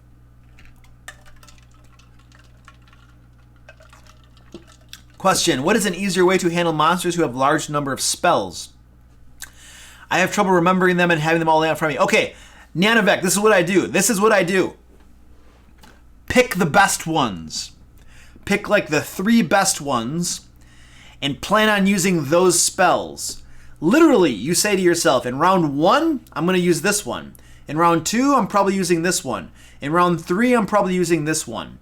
Because your spellcaster is probably not going to live more than 3 rounds. So you pick the best ones you want to use, and you just plan on using those ones. If situations in the fight change, you might have to improvise and pick another one. But you probably can at least have the best one, the one planned. I try to limit my options. When I create spellcasters, I don't give them huge long spell lists. I pick like 3 spells maybe that I know are really good, and I give them those spells to them, and I have them use those spells. So I limit my options, or I pick them out in advance which ones I want to use. That's how I do it, to make my life easier. Lord Citrus says, I found an old trinket in real life of a jade heart and decided to turn it into an item that stabilizes the holder once per day if they're knocked unconscious. Any critiques? No, I don't think so. I don't think that's a bad. It's okay. If it's once per day, you basically guarantee that one of your characters gets like a free get out of jail free card. You know, it's a good item. It's a power. It's got some power there, but I don't think it's that bad. I think that's probably like a rare item. You know. Super Dude says, why did you pick the name the DM Lair? I picked the name the DM Lair because I first started blogging actually, and my thought was to offer like DM resources and stuff, and I wanted to. So it's kind of like the place where dungeon masters can go to get information and stuff. It's their lair, you know. It's the dragon lair. That's where the dragon lives and spends his time. Well, this is the DM lair. This is where dungeon masters like live and spend their time, and you can get resources and information there. And so that's kind of like the thought behind why I chose that name. What got me into D&D? My grandma took me to a used bookshop. I found a book about Dungeons and Dragons. I took it home. I thought it was cool. I didn't know it was a game. When I got it home and started reading it, I'm like, oh, this is a game? And then I started playing it. Why did you decide to grow a beard? I've had a beard for a long time. I've had a beard for like 15 years. Because I wanted to.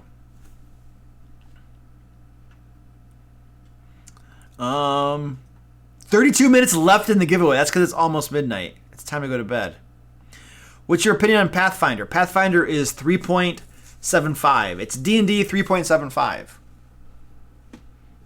It's essentially 3.5 with more splat books added onto it.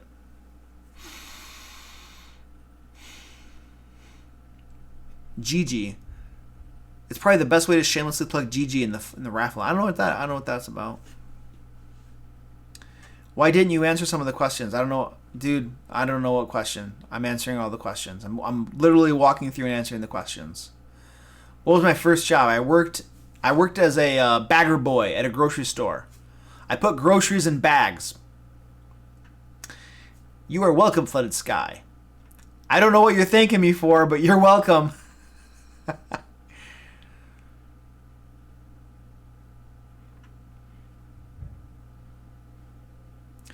When did I start putting skits in front of your videos? I don't know, a couple months ago, 3 months ago. When can we see your bad old videos? Not right now. Maybe someday. My favorite moment and one of my, I don't know. I have a video about my players tricking an ogre. I think that's a pretty good moment. You can go watch the video. I'm super tired. I'm sorry. I'm giving you very short, quick answers, but I'm super tired. My players tricked an ogre, I think, is the name of the video. That was a really cool moment in my games. Arcane tricksters are awesome. They're my favorite type of rogue. Boots of Haste? They're probably overpowered. Not as overpowered as Boots of Flying. Boots of Flying are crazy overpowered. My lair actions. Master the game. What up, dude? How you doing? Yeah, my lair actions. My lair actions are going to be to go to bed. Do you think there are any ways you personally can improve me? Yeah, heck yeah, I can improve as a dungeon master. Good gravy. You always can improve. Always. You can always improve. There are probably lots of different ways I can improve. I'm probably too tired to think about them right now. But there's always, every single game session, there's a moment where you're like, oh, I could have done that better or something. Nobody, there's no arriving. The truth of the matter is that pick anything in the world, any skill, any occupation, the better you get at it, the more you see how much you should improve. And that's the truth of the matter. No matter how good you pick martial artists that are just crazy awesome. The more you study martial arts, the more you're into like fighting and stuff like that or whatever, the more you see how much better you can get. That is the nature of expertise in any given thing. The better you get, the more you see how much you need to grow. How did your groups handle those fire giants you mentioned a few streams ago? They killed them. I'm sure they killed them. I don't recall offhand. Have you ever made an OP item that you later regretted? Yep. There was one item that gave them plus 4d6 damage, I think. And then the rogue ended up getting it. And every time he critted, it became 8d6. And I was like, holy crap. Holy crap. Yeah, that ogre video was awesome. Yeah, that was a cool point in the game. I'm very tired. Time to go to bed. What do you think about playing monsters as characters like goblins? Go for it. It's great. It's a lot of fun. The only problem is the monstrous humanoids and Volos, they get negatives to their stats and abilities, which sucks.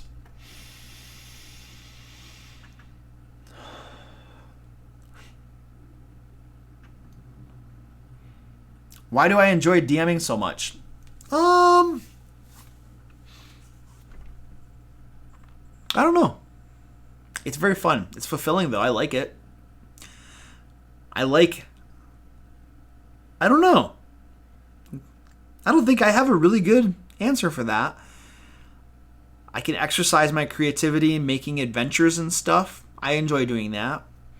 I enjoy running the group. I enjoy kind of like, being the dude, being the man, and running the group. And being the guy that helps provide entertainment for the players, it's enjoyable. There is deep satisfaction in knowing that you helped 4 to 5 people have several hours of fun, And also, we develop friendships, and there are some people that don't really have any friends outside of my groups. And so you're helping that person find friends and have friends when they might otherwise be lonely, And so there is satisfaction there in knowing that you're helping people in a real way, So there's a lot of good stuff there.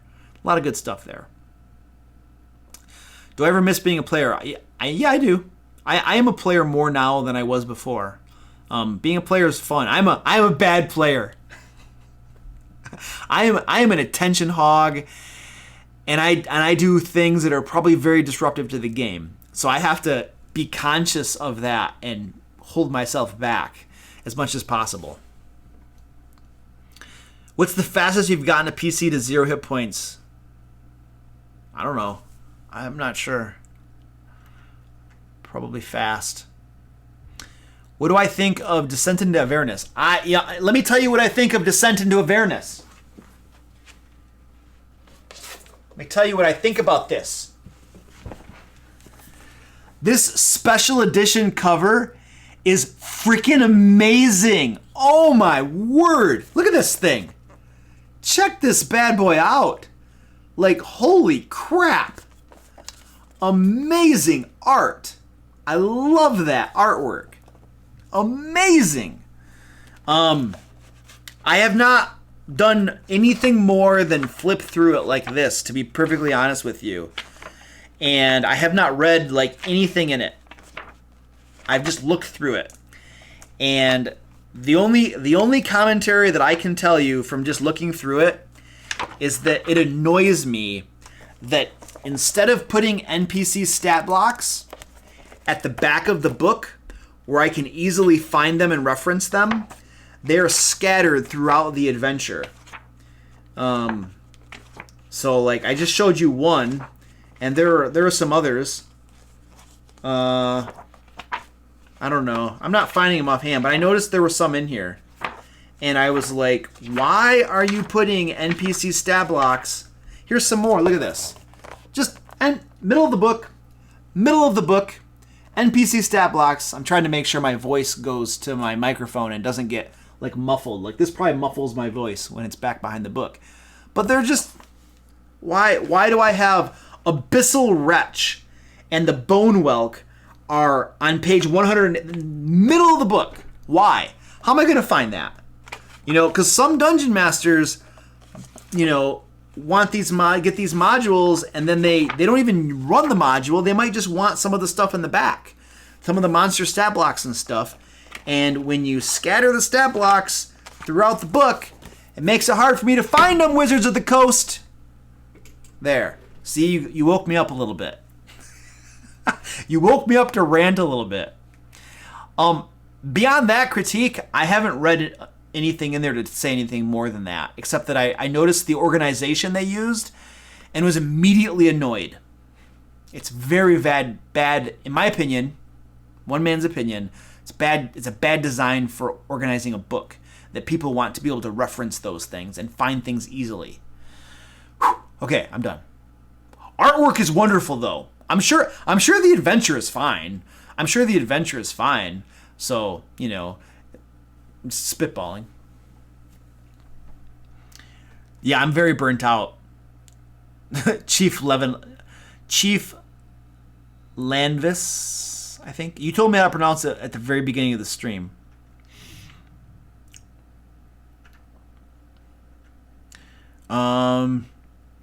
What do you think would be an easy campaign for someone to run for a first campaign ever? I don't know. I've heard really good things about Lost Mines of Phandelver.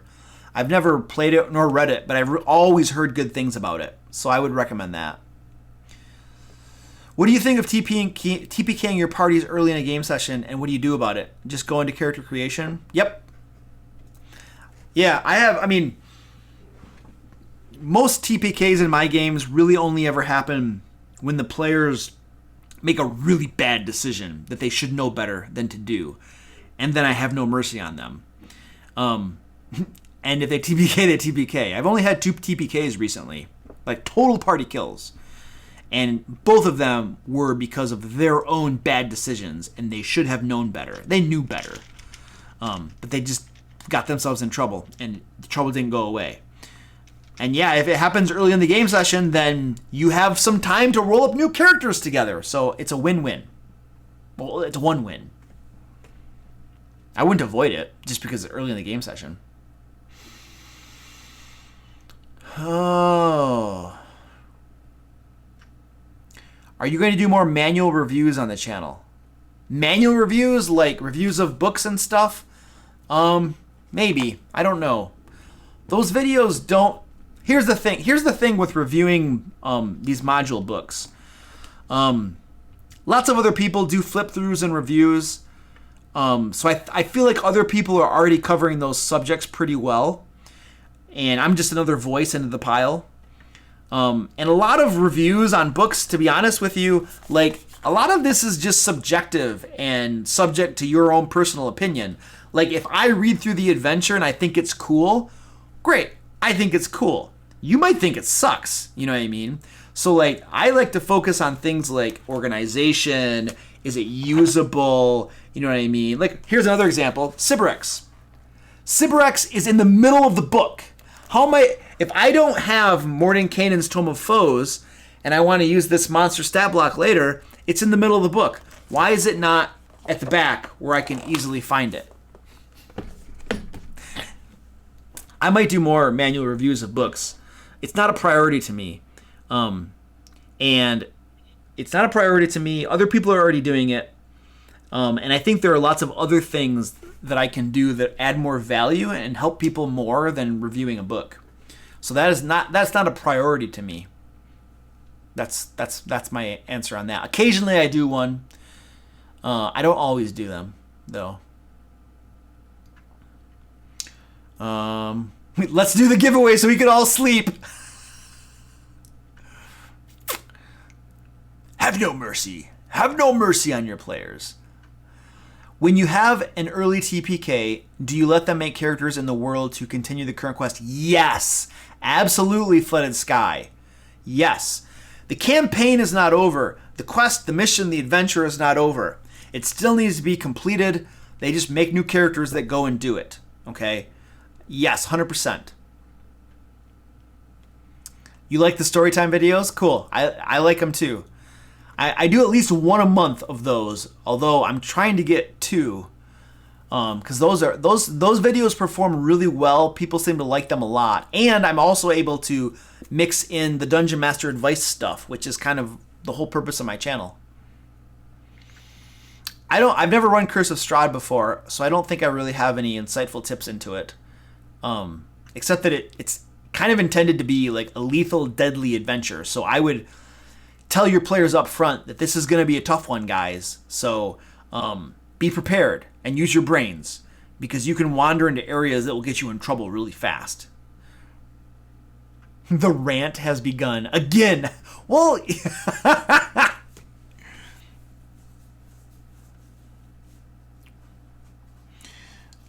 all right. Okay, guys. That's it. We're doing the giveaway. Here we go. We're going to draw the giveaway, and then we're going to bed.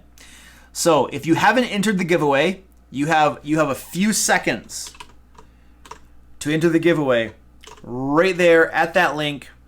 And the secret word that you need is Gary. Hurry up. Do it if you haven't done already. And then we're going to draw the giveaway. Drawing the giveaway. It's like thundering out. Oh yeah. Thunder. Thunder. All right, I'm coming into the giveaway screen, and we're going to draw a winner. It's almost midnight for me.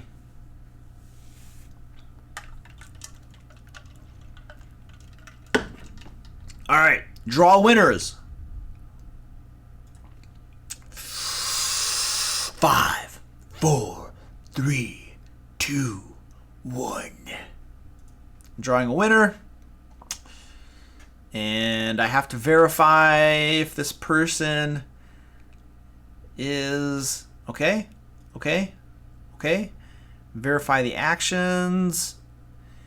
And Gary, well, he spelled Gary with 2 R's. I think that's okay though. Our winner is Robert. I saw you in the chat, Robert, at the very beginning of the stream. I don't know if you're still here, but Robert E is our winner. Robert E.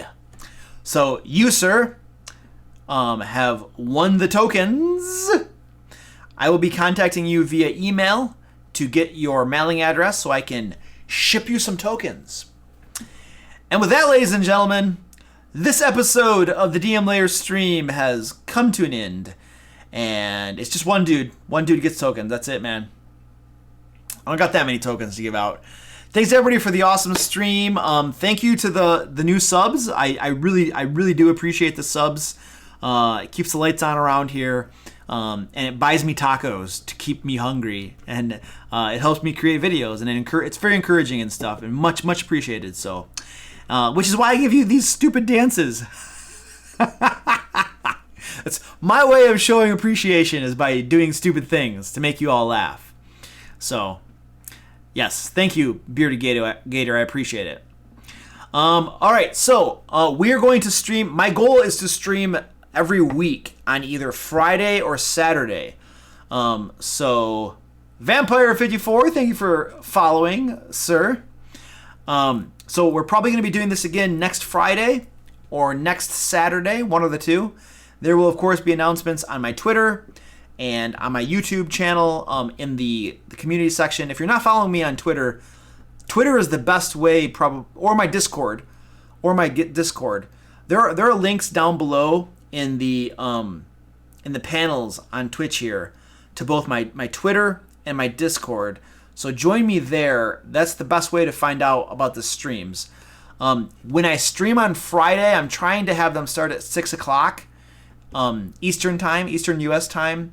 When I stream on Saturday, I'm going to try to do it about 10 o'clock in the morning, Eastern US time. So, yes, the Discord is awesome. The Discord is full of lots of people to help you. and to help dungeon masters. I don't tolerate weighing rods on my Discord. And when I say I don't tolerate, I literally don't tolerate. They gone. I don't want butt heads in my Discord. All right, guys, I'm getting out of here. So, thanks, Leanne. Appreciate you too. I gotta do my little thing. I gotta get ready to go here. Here we go. Friendly trolling to being a Langrod. That's awesome. All right, you guys ready? You guys ready for this? And until next time, let's play D&D.